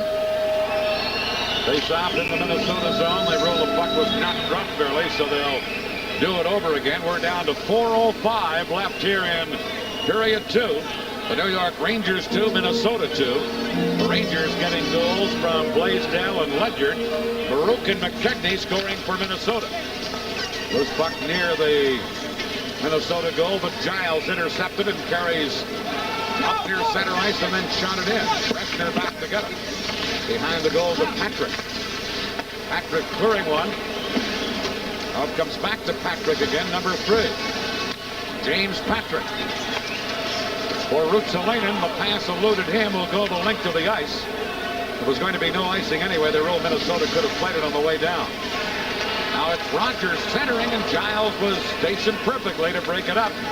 And he gives it to Brutt. Number 7, Neil Brutt. Over onto the point to Giles. That shot blocked. Broughton the rebound. Cuts in. Never got the shot off. Still has the puck, and then Ruotsalainen took it away from him. And shot it to center. Stolen by Rogers, and then Giles up-beams Rogers, and he'll get a penalty. Kurt Giles says, no, I shouldn't get it. But the referee, Noah, says you will. From wherever you are, we hope you're enjoying the NHL on USA. Mount Hood, Oregon and Old Milwaukee both mean something great to these guys. Mount Hood means the best summer skiing in America. And Old Milwaukee means a great beer. Cold, crisp Old Milwaukee beer and smooth, golden Old Milwaukee Light. Old Milwaukee and Old Milwaukee Light. Tastes as great as their name. Man, it doesn't get any better than this. That last play, Giles a tripping call. 16:50 the time. And the Rangers in this 2-2 game with a chance here. Somebody's got to take advantage of a power play. Sooner or later they do, Dan. Right now the Rangers would love to. They had scored in the first period in the latter part. In fact, the last minute of play, 5 seconds to be exact. 3 minutes remaining in this period, and the Rangers have a good opportunity. Now the puck is cleared by Melanson outside the line and carried back in by New York offside. Both teams are 0 for 4 in the game on the power play. Notice that both goaltenders tonight as well have come out a fair amount when players have gone to shoot. Melanson does that a great deal. The Rangers would be smart to take one step to the side and look for the empty net, or look to pass the puck right in front of the net. By the way, let me correct myself. Both teams 0 for 5 in the power play. Here's Bukestad breaking down the ice for Minnesota. Shoots. Handling the save. Bukestad after the rebound. Baruch knocked it away. And then Contos, without a stick, tries to kick it back into the corner. Close call for Bukestad and the North Stars. They're short-handed, but Beck feeds it up to Contos. Now shot to center and sliding all the way into the Minnesota zone. Going back after it and clearing it right back out is the rookie Bob Rouse. And the Rangers have to retreat again. Minute 5 left in the penalty. Here's LaRouche. His pass intercepted by Snepps. McKechnie lost it to Ruotsalainen. Ruotsalainen to LaRouche. Shoots. He shot wide from a bad angle. Now held in by Ledyard. Over to Rogers. Mike Rogers. Back on the point to Ledyard. Return to Rogers. Back to Ledyard again. Over to Rogers. Rogers fakes the shot, tried to work it through, but Snepps broke it up and feeds it to Keith Acton. Have to McKechnie. He's checked. Acton picks it up to McKechnie again. Shoots one and Hanlon. A stick save on that low rocket by Tony McKechnie. Here's Rogers with 20 seconds left in the penalty. Gets it to center ice, and it's shot in by LaRouche. Bjugstad has it for Minnesota. Bjugstad trying to clear it out. Taken by Snips and fired down the ice. Then going back is Ledger with 3 seconds left in the penalty. Ledger to Patrick, return to Ledger, and stolen by Bjugstad.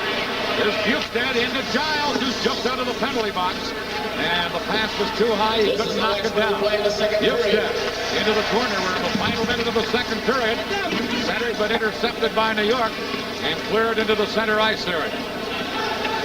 Roberts has it there. Over for Ralph, who fires it in for Minnesota. Patrick back to get it. Passing it to Heath on left wing. He just shot it to center. And not much of a power play attack on that last try again by the Rangers, Gary Green. No, it sure wasn't, Dan. In fact, not many dangerous opportunities at all by them. This has been a very erratic period. Minnesota now in the last 20 seconds trying to move up ice, but Patrick is there for New York, clearing one. Out on right wing. He beats it to Mark Hamlet. Hamlet circling over to Beck. Beck shoots. He scores! Coutinho may have kept it in. From his reaction, it's quite certain that Coutinho kept it in. I think he would be pleased if Barry Beck had have got the goal, but not quite this pleased. Watch Beck. He winds up. He finally gets a good shot away here on net that works. But watch Patillo coming in from the right to the left, and you can see that coverage was going on, but it appeared that it was a little bit too late.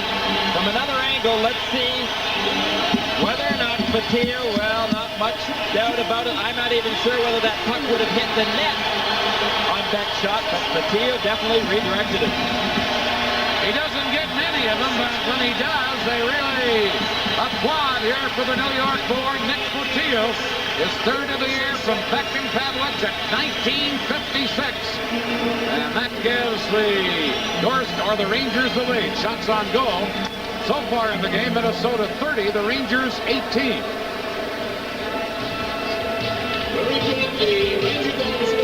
Coming up in our intermission, you'll meet the North Star coach, Glenn Sonmore. He'll be Al Krupnik's guest in our USA studio.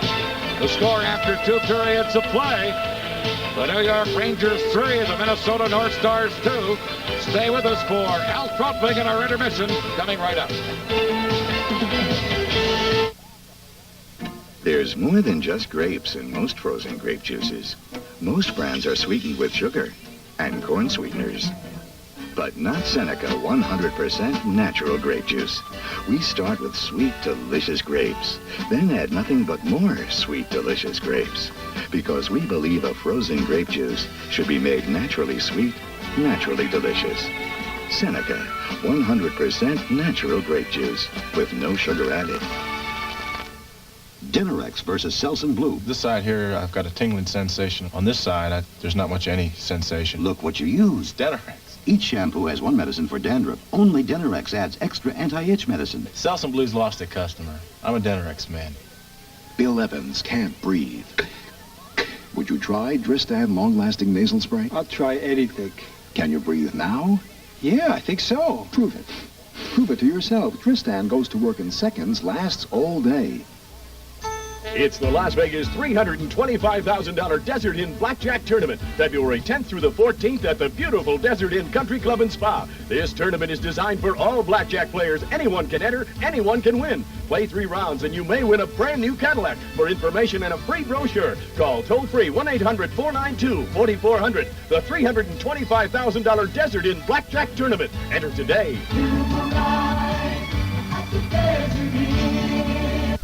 And save up to 76% on commissions compared to what full commission brokers charge. 24-hour service, big savings. That's why I invest through Charles Schwab. I'm Charles Schwab. You'll like our low commissions, our convenience, and our quality service. That's a promise. For a free booklet telling what Schwab Discount Brokerage can do for you, call 800-445-4500 toll-free. That's 800-445-4500. Charles Schwab, a Bank America company. Member SIPC. We'll be taking a 2-week hiatus from our NHL coverage, but we will be back in February with a full schedule, and we'll begin 2 weeks from tonight, February 12th, with the same New York Rangers battling the Philadelphia Flyers in a key Patrick Division tussle. Then on Tuesday night, February 14th, we'll be at the Olympic Saddledome at Calgary, Alberta for the 37th NHL All-Star Game, a spectacle you won't want to miss, and it's just the beginning of things to come in February as our NHL coverage continues right here on USA. As we continue live from Madison Square Garden in New York. After 2 periods, you're looking at the score between the Minnesota North Stars and the New York Rangers. And really, when you look at these two teams, and I think we've already mentioned it numerous times tonight, there is so much in common between what has happened this season between Minnesota and New York. With me in the studio, the coach of the Minnesota North Stars, Glenn Sonmore. Coach, do you agree with that? A lot similar. Yes, I do. Similar. We're rather fortunate the division we're in still gives us a very good... We don't have quite the desperate struggle the Rangers have, because we happen to be in a division where, despite our very disappointing record, we're still very much in the race. Can you lend us a little bit of insight into what Craig Patrick is feeling now as being the coach once, stepping away, and then coming back to coach the same team once again, as you have? Well, yeah, a little bit, and I can identify with Craig. Craig is a very high-class young man. He was with our Fighting Saints organization very briefly back in the WHA days, but it's a very difficult thing. First of all, it was a very difficult decision he had to make with in making the change, and secondly, it's tough coming back in there. There's some people probably, I don't say questioning you, but it's just a time of turmoil, and I'm sure Craig is going through what I've gone through somewhat, knowing that this team is capable of doing more than what it's doing, knowing that as coaches we got to take our share of the blame when they don't do it, and we took our share of the credit when they did, and it's a very frustrating time, and I haven't got time to feel sorry for him, but if I did have, I would. Glenn, you know what it's like to be in public life and to have your laundry aired out in public and to go through that. That whole situation is now past you, but what has it done to you as a person? Are you more skeptical? Are you more easygoing? What has it done? Well, I hope I'm, and this has got nothing to do with hockey, Al, I hope I'm more tolerant and less impatient than I was. Yes, it has been a marvelous experience for me, what I've gone through. It's made me see a lot of things in a different light, and I think has made me a better person and more able to deal with the things that come to all of us in life, and excuse me, many more of them are coming yet, I'm sure, but I feel much more at peace with myself, and I feel good about what's going on, and I'm very frustrated by what's going on with our hockey team, but I think I'm being able to keep that in a better perspective with what's going on in life. Did you have higher goals for what you returning to the coach of the North Stars would do to this team? Did you think it would be a much bigger change than what has happened? Yes, certainly, and I still think it will be, but it has been frustrating to see a team that I know is capable of doing more, and I know it's frustrating for them. The biggest thing that's holding us back from getting going is that we just can't seem to score, and if you'd have told me that would be our problem, really, that we wouldn't be able to produce enough offense to get us in high gear, I would have told you you're screwy, but and maybe I'm being patient too long, but I still have a firm belief that this team is going to start to score.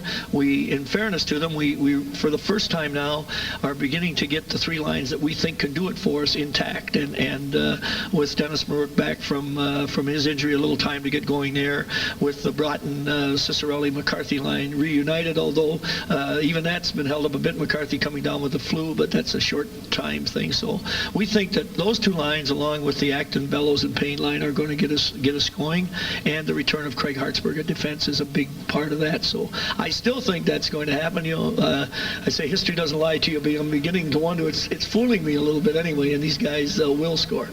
All that talent, it gets a little frustrating after a while. Coach Glenn Sonmore of the Minnesota North Stars has been our guest, one of the guys in hockey, and for being with us, he'll receive a handsome V-neck acrylic wool pullover sweater from the Toyota line, folks, and we're going to give him a Kodak disc camera. Just pull it out of your pocket, and it's...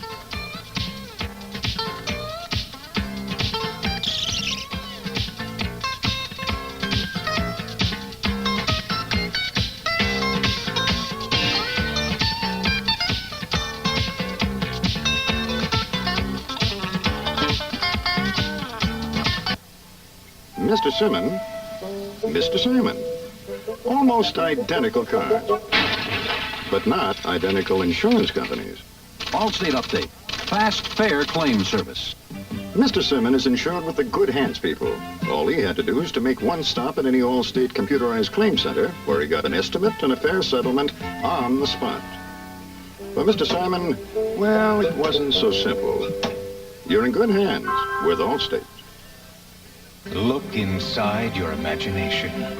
See with your mind's eye a dream van. A new size van that stands alone in all the universe, with more cargo room than other new size vans.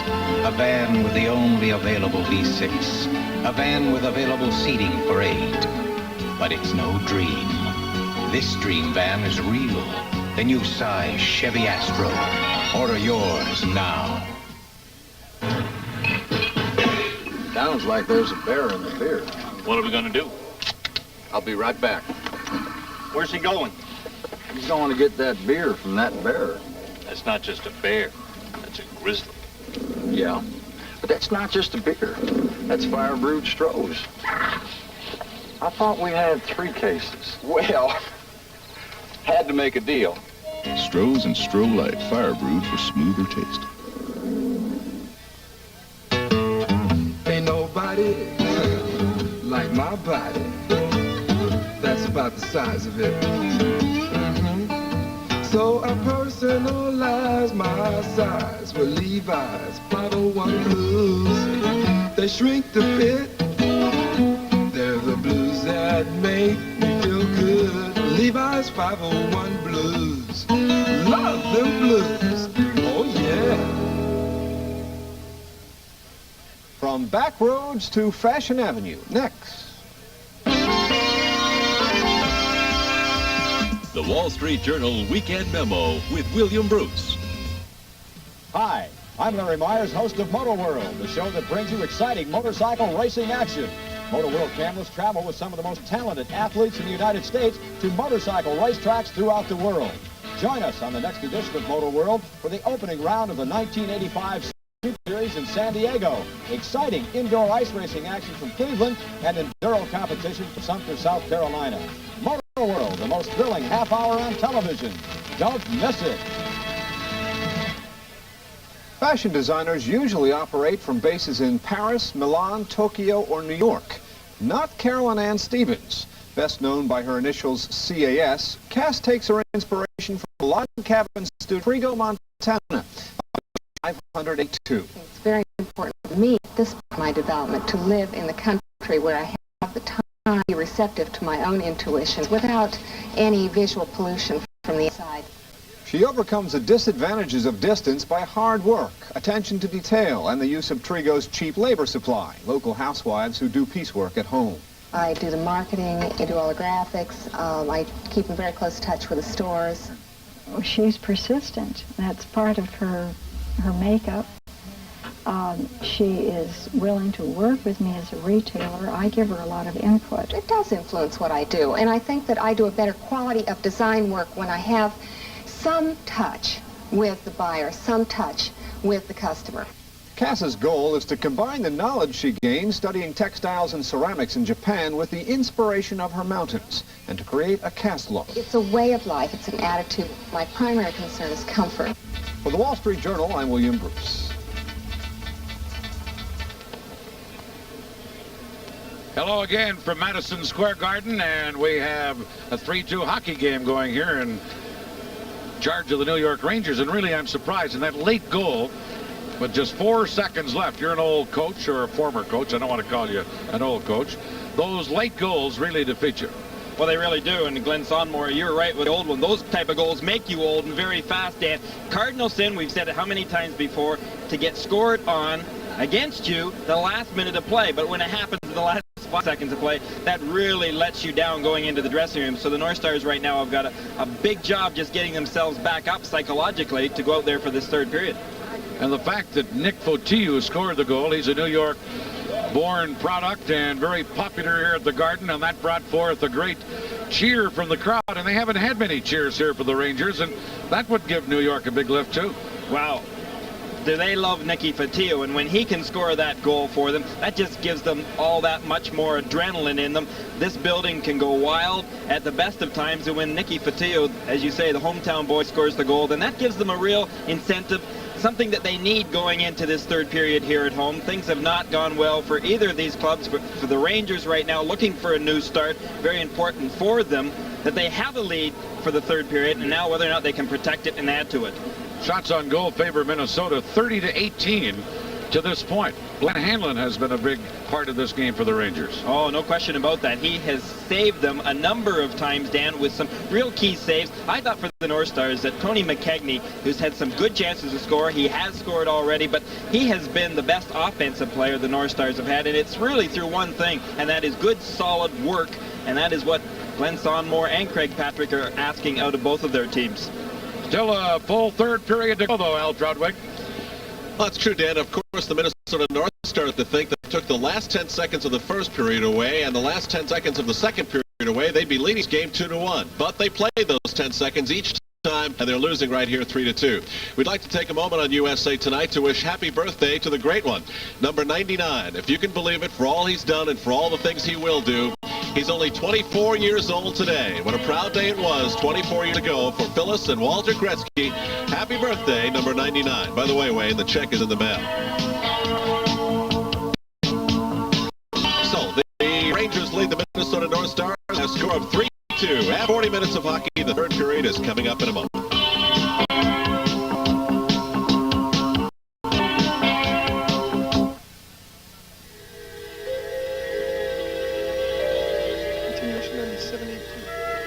What does it take to transform raw materials into fresh ideas? Imagination. At Quasar, we're obsessed with imagination and what it can bring you.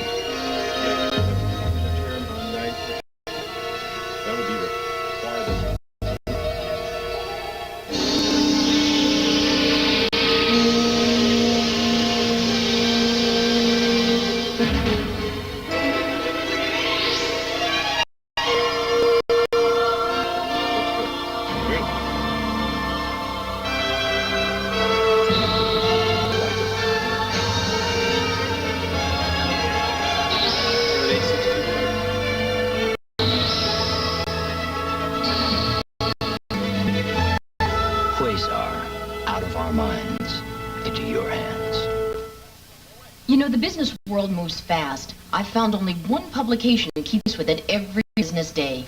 Only this, the Wall Street Journal. Not weekly, not bi-weekly, today's business news today. So you can use it today. Get the next 6 months of the Wall Street Journal delivered for just $56, only 44 cents a day. To order, phone 800-527-9800. That's 6 months over 125 issues for just $56. Phone 800-527-9800 today. The NHL on USA is sponsored by Honda, who invites you to see the new Civic sedan at your local Honda dealer. We're back live at Madison Square Garden, New York. The Rangers leading Minnesota 3-2. McKegney tied it for Minnesota at 7-11, but Fotiu at 1956 gave the Rangers the lead again. Now the puck cleared down the ice by Minnesota, and as Beck goes back and plays the puck, it's an icing call against the North Stars as we just get the third period underway with Craig Patrick and his Rangers holding a slim 3-2 lead. Well, against the Minnesota North Stars, even though they have not been scoring at the pace that they are capable of scoring, you have to be concerned with only a one-goal lead going into the third period. You have to protect that, but you've got to continue your strong offensive forechecking in order to try and add to it. One-goal lead against North Stars in the past has not been good enough. Coming up between Fedoruk and Keaton. Now Fedoruk is Tom Tucker and Steve Payne. Number 44 for the Knicks will take the draw. On the stop, the corner, Minnesota unable to clear it. Here's Fotiu. Right center one. Did, but it knocked away. And comes Keith Acton. Acton shoots it in. Hanlon out of the net to clear it. That failed to clear it. Now Payne center second. Shoot on Hanlon. Just left guard to get a piece out. The North Stars are boarded again, and now penalty coming up on the play against the Rangers. Minnesota will get a power play as Ralston Fotiu had some words after the penalty hasn't called against New York. I believe a high king called to Fotiu. It was difficult to tell, but I think judging what was going on down in front of us, and here, watch Fotiu. After Acton runs into him, then Fotiu comes back with a high stick and throws Acton to the ice, and it is a high stick call that is being assessed to Nicky Fotiu. So the penalty to Fotiu. Meanwhile, North Star General Manager Lou Nanne is in our broadcast booth. You know, Brooks fired earlier this week by the Rangers, and there's been rumors for 2 or 3 years now that the North Stars would eventually try and hire Herb Brooks. Any comments at this time, Lou Nanne? Well, actually, Dan, has been rumored for 7 years because he was the first fellow I offered the coaching job to when I took over. But Herb's a very good hockey man. Undoubtedly, when it comes around next season, we're going to very strongly bring him into our organization. But as long as Glenn's happy, we're going to stay with Glenn as coach now. But in the future, somewhere, there would be a spot for Herb Brooks, says Lou Nanne. Yes, there certainly is. We think he's a very fine hockey man, and we're very impressed by him. Okay, Lou Nanne. Meanwhile, back to the game with the Rangers short-handed. Puck is held on the board by Erickson. Now knocked loose, and Minnesota on the attack with Baruch circling back. Minnesota trailing 3-2, but on a power play as they dump it in. Beck is there to clear it, and it's shot all the way down the ice. Hartsburg, number 4, back to pick it up. North Stars clearing one over onto right wing, and it's Dennis Baruch. In across the line, upended on the play. Now the Rangers get the puck, and it's shot by Ledyard all the way down the ice. Big chance here for Minnesota, but so far they haven't been able to muster any sustained attack. Well, first of all, they've got to get into the Rangers zone, and that has not been easy for them tonight. Once they get in, they have to maintain possession in order to get the best scoring opportunity possible. Here's Broughton dropping one back to Roberts over to Hartsburg. He centered it back to Broughton, and a stick save by Hanlon on Neil Broughton. They get into the zone that time and had a good scoring chance. Well, they were doing the right thing, too. Shooting much quicker than they have over the course of the last couple of periods. You've got to try and catch Hanlon, who's having a great game. You've got to catch him napping. That's going to be tough. Puck is taken by Solheim in the Minnesota zone. Now to Roberts, shot near the Ranger line. Patrick breaks it up and gives it to Beck. And Beck crosses center and cleared it in. Solheim back to the Minnesota goal. Trying to shoot it out of there. Did. The Rangers still shorthanded. Break it up. Sundstrom carrying in for New York. Sundstrom into the corner to Erickson. Erickson tied up. Now in comes Fotiu. Fotiu centered it and went right through the goal crease. And Steve Payne gets it. Now the North Stars on the attack. Ralph with a shot, and that goes off a stick and up over the glass into the crowd. So the Rangers have killed the penalty off and are back at full strength. Coast-to-coast coverage of the NHL is right here on USA.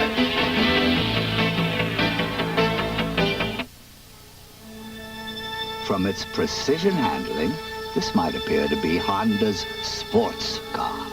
From its sophisticated engine and front-wheel drive, you might assume this is Honda's performance car. Its roomy interior might even suggest that this is Honda's family car. But don't let appearances fool you. This is Honda's lowest priced car.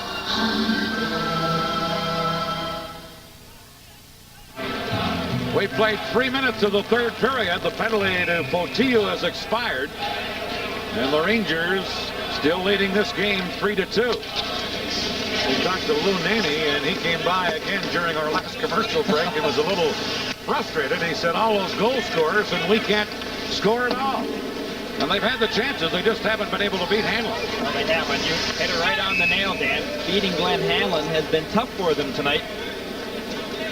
But mind you, Broughton and Cicerelli especially have not had really good, solid chances that of the type that you would expect them to score from. And what I'm meaning is working their way into the slot and getting off those good shots. the Rangers have done a pretty good job at coverage in front of the net. Richmond has saved the day. A couple of Hanlon has been out. And Hanlon, as we have said a couple of times, is very sharp. And let's get it again. Giles the point. This time shot blocked. Atkins stopped at the defense. And then it's Greshner clearing to center ice. Broken up there. Belichick then lost it. There's a clearing pass ahead to Ruotsalainen, but Melanson out of the net clears it to Kurt Giles. Giles to Sherman. He couldn't get it out of the zone. Here's Pavel at center, and Rogers in front of the net deflected it, but it went straight up in the air. Here's Randy Belichick. Belichick, number 6 for Minnesota. On right wing to Bjugstad. Bjugstad's long shot. Hanlon turns that aside. Now Pavelec gets the loose puck for the Rangers. Number 16. Passing to Ruotsalainen. He's checked in the play. Shot from well out by Sherman, handled by Hanlon, and the Rangers start out of there, and it's cleared all the way down the ice by Bob Rook. Going back to get it is Baruch for Minnesota. Into the center ice area, the puck knocked away by the Rangers' Randy Heath, and now away comes Baruch to Fleck. Back to Baruch into McKechnie. Big save by Hanlon. On McKechnie, who walked in. That's what Blue Nanny and Gary Green talked about, the chances, but big goaltender. Now the Rangers come back and a shot. Kicked that by Melanson. And then he smothered it as LaRouche moved in on right wing. But what a chance moments ago by that man, Tony McKechnie. Well, once again, I'm going to give McKechnie a lot of credit here. It was because of hard work. He got himself into a situation. He's very alert.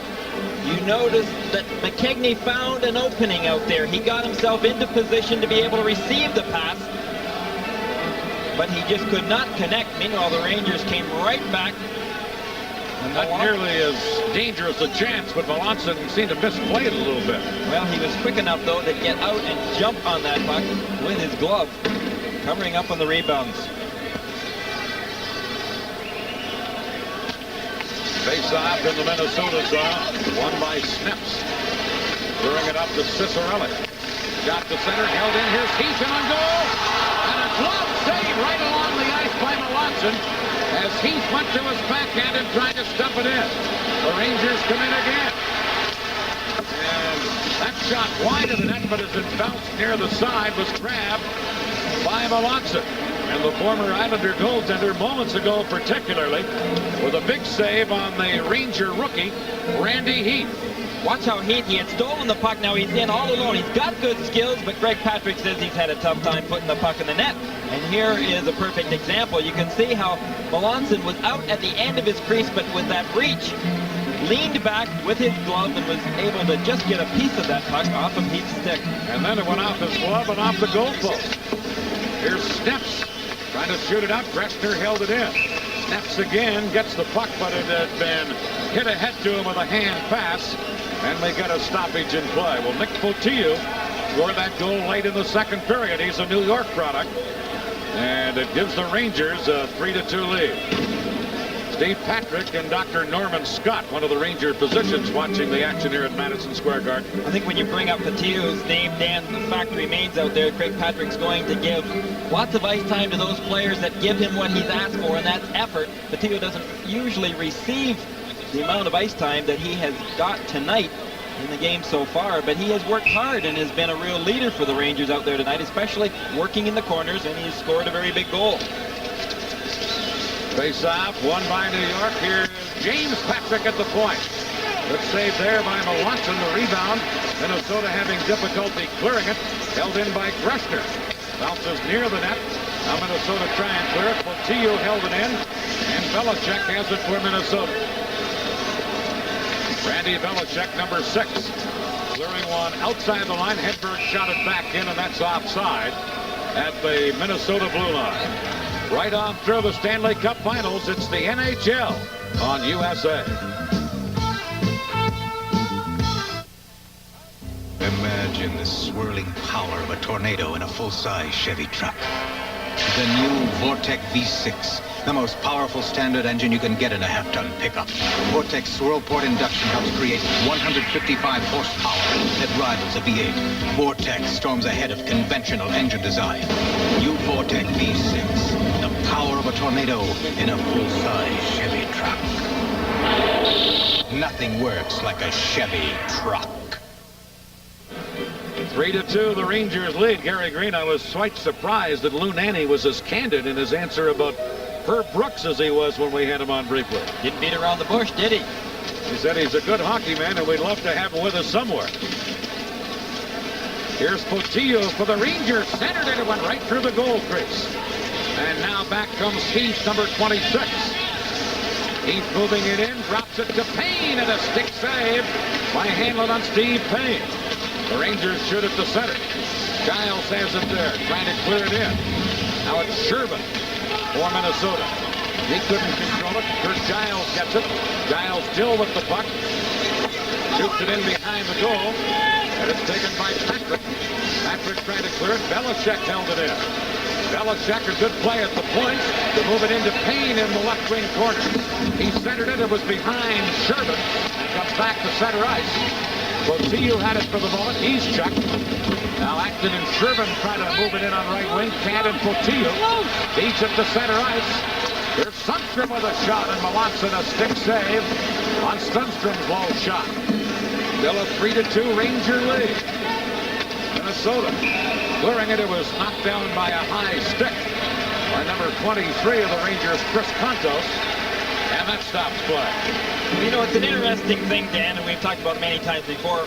Craig Patrick's the first to say that Herb Brooks is an excellent coach, but changes had to be made, and the changes were made in order to try and spark this Rangers team. Now, right now, the Rangers, you see, as Melanson turning away a shot, are trying to get their intensity level up. You heard Pierre LaRouche say as well that Herb Brooks was a good coach. He is a good, solid coach, and he will appear, I am sure, back in the NHL, but it's much easier to fire one coach than it is 20 hockey players. He threw that in 1980 with maybe one of the best coaching jobs I've ever seen. Well, that was a miracle on ice, no doubt about it, and that's what it was tagged, but things just did not go the same way here. The Rangers got started off, and going back to October this year, the Rangers just got off on the wrong foot.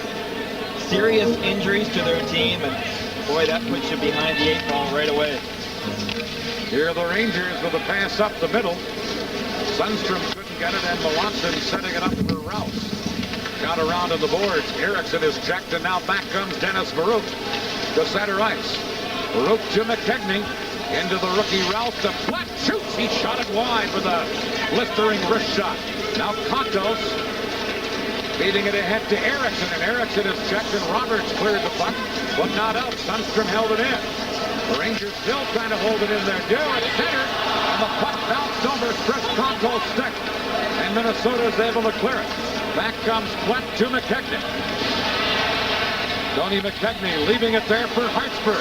Brett Hartsburg moving in, and lost the puck as he did a spin-around move. Out Platt into the corner. The North Stars drop it to Hartsburg. Hartsburg shooting, and he shot that low drive just wide. Here's McKegney trying to stuff it in. Hanlon the save. And a big pile up, and Hanlon has the puck underneath and throws it off to the side. But the North Stars come very close again. Frustration for the North Stars, and especially for Tony McKegney, who has had a number of good scoring opportunities in tonight's game, and here goes another one. Watch McKegney as he hustles in, tries to cut loose, doesn't get good wood, but look at that puck. It goes underneath of Hanlon.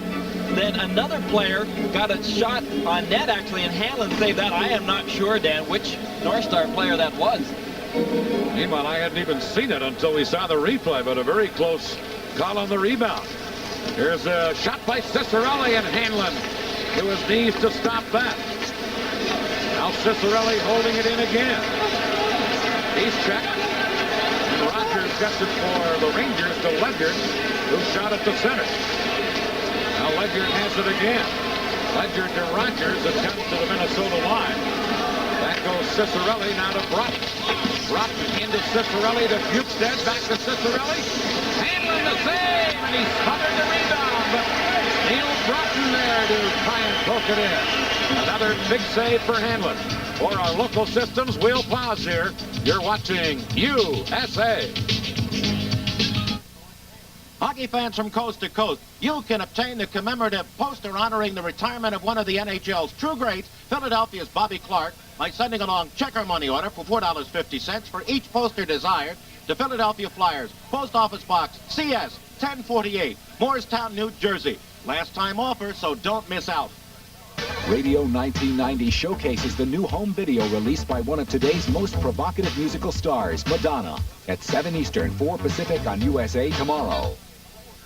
Other games tonight in the third period. Buffalo with a 3-2 lead on Quebec. Second period at Chicago. The Hawks won, the Toronto Maple Leafs won. Here it's 3-2, the Rangers leading Minnesota. Here's Cicerelli from the face-off. That shot handled by Hanlon. And now Heath for Minnesota cleared it, or for the Rangers, cleared it to center. Back is Giles. His pass to Cicerelli, now to Broughton, number 7. Broughton with a high slap shot off the glass. Heath, the Ranger rookie, cleared it to center ice. And moving in on right wing, Blaisdell, upended by Sherbin. Giles is there to get the puck. Good play by Giles, and then he cleared it to center, but Gressner intercepts over to Patrick. Patrick giving it to Blaisdell, back to James Patrick. Now ahead to Gressner. He's checked, and Keith Acton flips it ahead to Steve Payne. Payne with a drop pass, but no Minnesota player was there in Blaisdell. Just shoots it down into the Minnesota zone. Hartsburg back for Minnesota. Cleared to Roberts, and the North Stars move out. Payne with a pass to Sherbin that hopped over his stick. Now Fedoruk clearing it. Sherbin intercepts that. Beck is there to clear it for the Rangers to Hedberg. Now to Brook, who shoots it down the ice. But the play is called back on a 2-line offside. As you look at the man who gave the Rangers the lead with just 4 seconds left in the second period, Nick Fotiu. I don't think there's any question about the fact that the North Stars could well be ahead by a couple of goals by the scoring opportunities that they have had in this third period alone. Now is not the time for them, though, to quit shooting. They have to bear down. They have to be a little bit more aggressive in looking for those rebounds, but yet Glenn Hanlon hasn't given up too many of them, and boy, he has been sharp. Shots are almost 2-1. 42 for Minnesota, 22 for the Rangers. But the Rangers lead 3-2. Here's Hedberg for New York. Trying to clear it. Centered out in front here is Payne, a backhander block. And then Sherbin poked the rebound wide. Again, it's Payne shooting. Another save by Hanlon. And Fotiu gets the loose puck. Nick Fotiu with the Rangers in trouble again, clearing it to Hedberg. And he's able to clear it to center ice. Give the Rangers credit, though. In front of Hanlon, they are forming almost a box. They're making it difficult for the North Stars to get in there and take a crack at any rebounds that are loose. Here's Fotiu to Sundstrom at center ice. A good move there, but now Minnesota get it in Belichick. Number 6 starting back. Couldn't get around Steve Richmond. Richmond tied up by McKechnie. Richmond breaks loose. Richmond centered, and Giles split across to break up that 2-on-1 possibility, and smothered the puck as he just lay on top of it. Good defensive play there by the man that Glenn Sonmore says has been his best defenseman all year, Kurt Giles.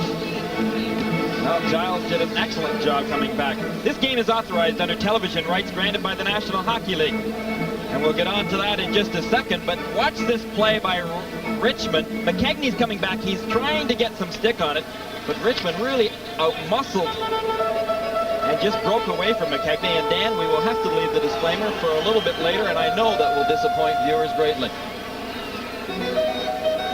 You really think so? No, I don't think so at all. 9:25 left in the third period. 3-2, the Rangers leading. Face-off won by Erickson, but Kurt Giles gets it for the North Stars. To Willie Platt. Minnesota with a 3-on-2 break. Platt into McKechnie to Marukov. Hanlon's shoulder. And over the glass into the crowd. And another good save by Glenn Hanlon. That time just getting his right shoulder on it. Well, now the question for the North Stars is, When and how are they going to beat Glenn Hanlon? We had mentioned continue shooting.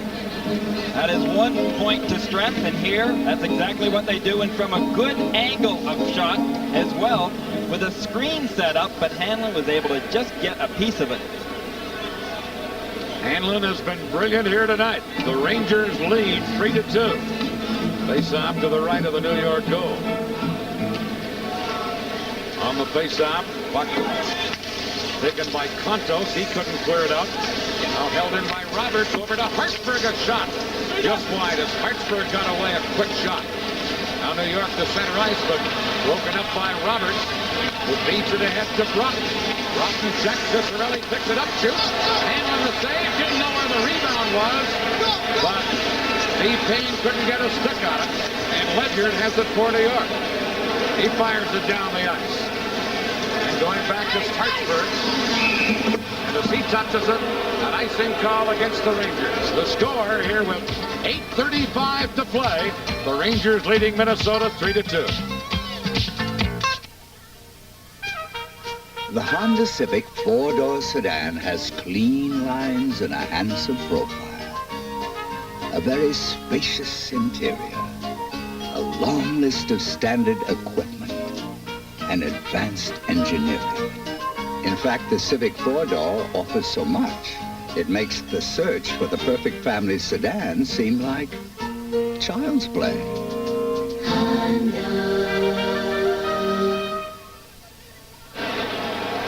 Well, the Rangers called a timeout here to try and reorganize, and Mr. Green has an opportunity. This game is authorized under television rights granted by the National Hockey League. It's presented solely for the private non-commercial use of our audience. Any publication, reproduction, retransmission, and other use of the pictures, descriptions, and accounts of this game without the express written consent of the National Hockey League is strictly prohibited. I think that's a good call of a timeout by Craig Patrick. His team has been under extreme pressure. We have 8:35 still to play.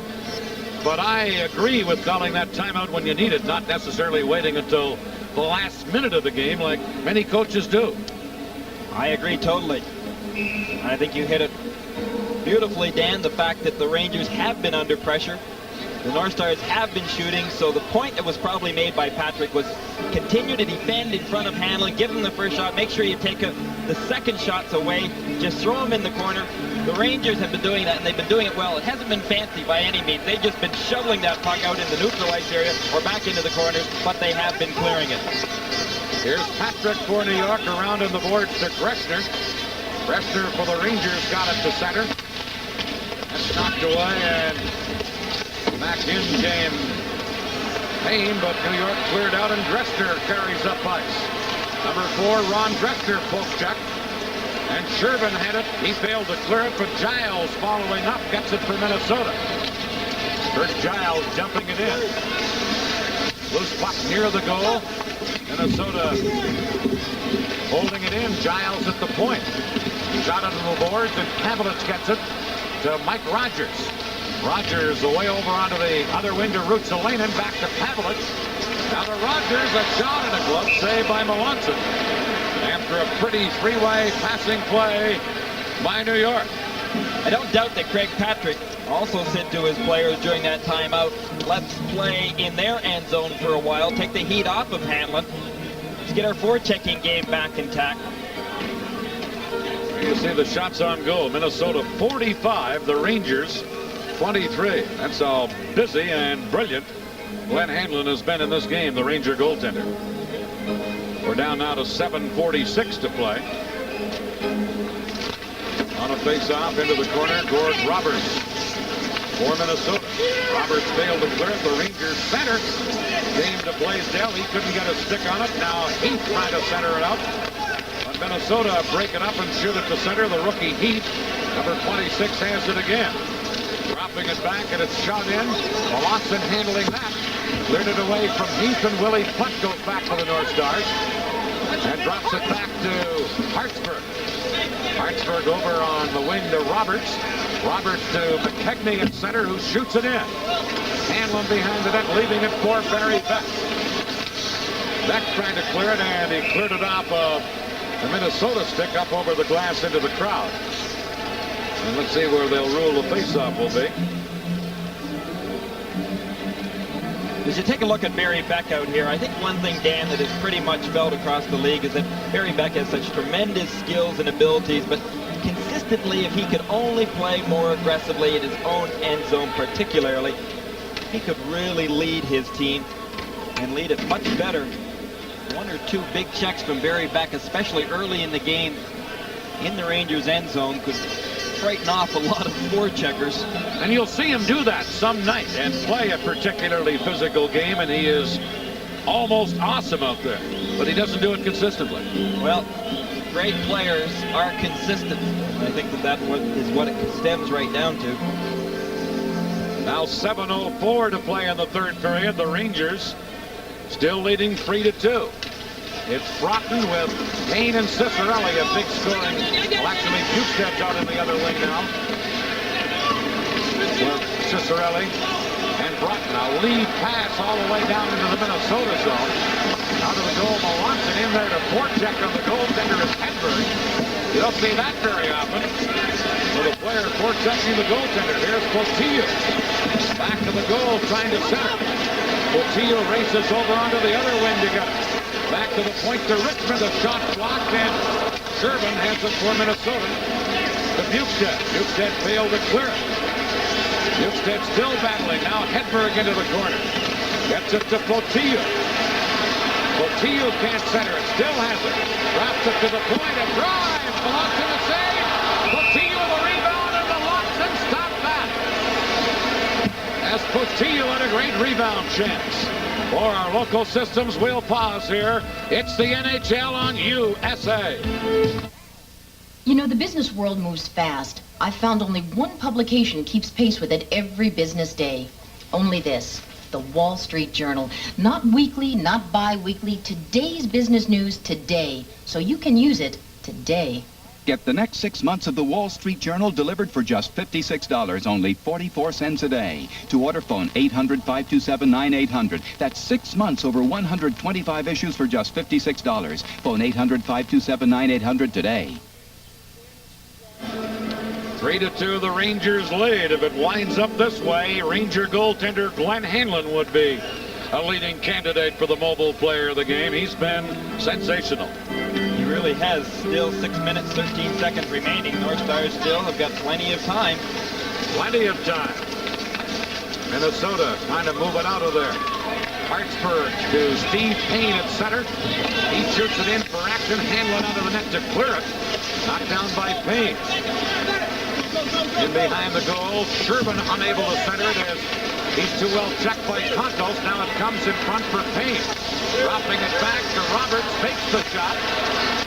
Now trying to center it. Comes again to Payne. Another big save by Hanlon. And the Rangers clear it out of there. Going back is Roberts, number 10 for the North Stars. The North Stars have played really well here tonight, but they trail. And that has to be frustrating. And there's the guy that's frustrated them, Glenn Hanlon clearing one. Hartsburg at the point. Hanlon a stick save. Held in by Roberts and shot back to the goal. Bob Brook is there for the Rangers. Shot it out on the boards. Hartsburg couldn't hold it in, and here's Sundstrom. But Hartsburg tied him up from behind. The Rangers get it again. Lead pass too far for Contos. And Roberts with 5 minutes left has it for Minnesota. Over to Maruk, number 9. Maruk dropping it back for Roberts. Roberts crosses center, shoots it in.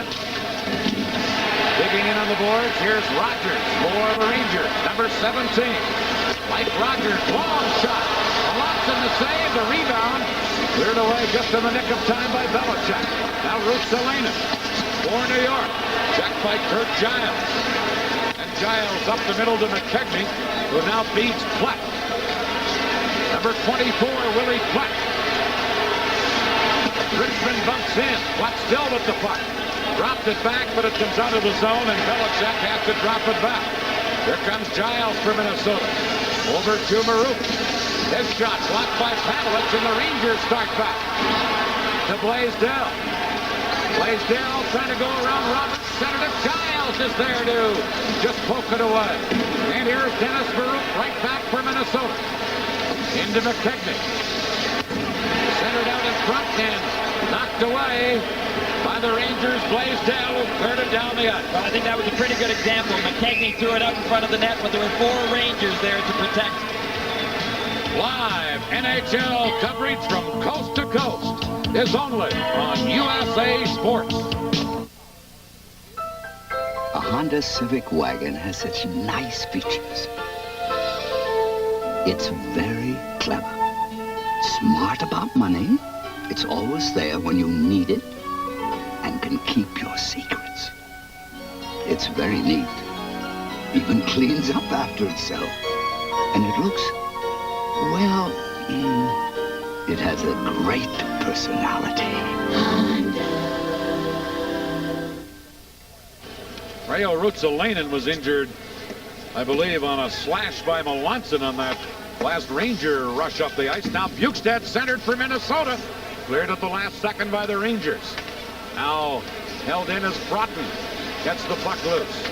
Neil Broughton can't hold it, and here's Hedberg breaking away. The Fedoruk is in the clear. And Melanson came diving up to poke it away for Minnesota. And right back comes Scott Bjugstad, leaving it for Broughton to Ciccarelli. In front of the net, Ciccarelli fell as he went to shoot, and his shot never got to the net. Now Patrick for the Rangers, moving it up to Hedberg, to Fedoruk. Fedoruk is checked in Minnesota, clear it back to center. Here's Big Barry Beck for the Rangers, moving in, but offside was the play at the Minnesota blue line. Meanwhile, a diving poke check moments ago by Rolly Melanson on Robbie Fedoruk. The North Stars and Rolly Melanson have done all that they were supposed to do in their own end zone, especially with Melanson. You can see the disgusted look of Robbie Fedoruk after he had been poke checked by Melanson. Melanson does this really well as he times these rushes out of the net, I guess, to when he sees the player put his head down. Well, it was also, Dan, an excellent play by Hedberg, who fed Fedoruk. Watch Melanson. Just a great poke check there on Fedoruk. Really saved the day for the North Stars. They're still in it. Minnesota's Acton dumping it in. Hanlon back to the goal.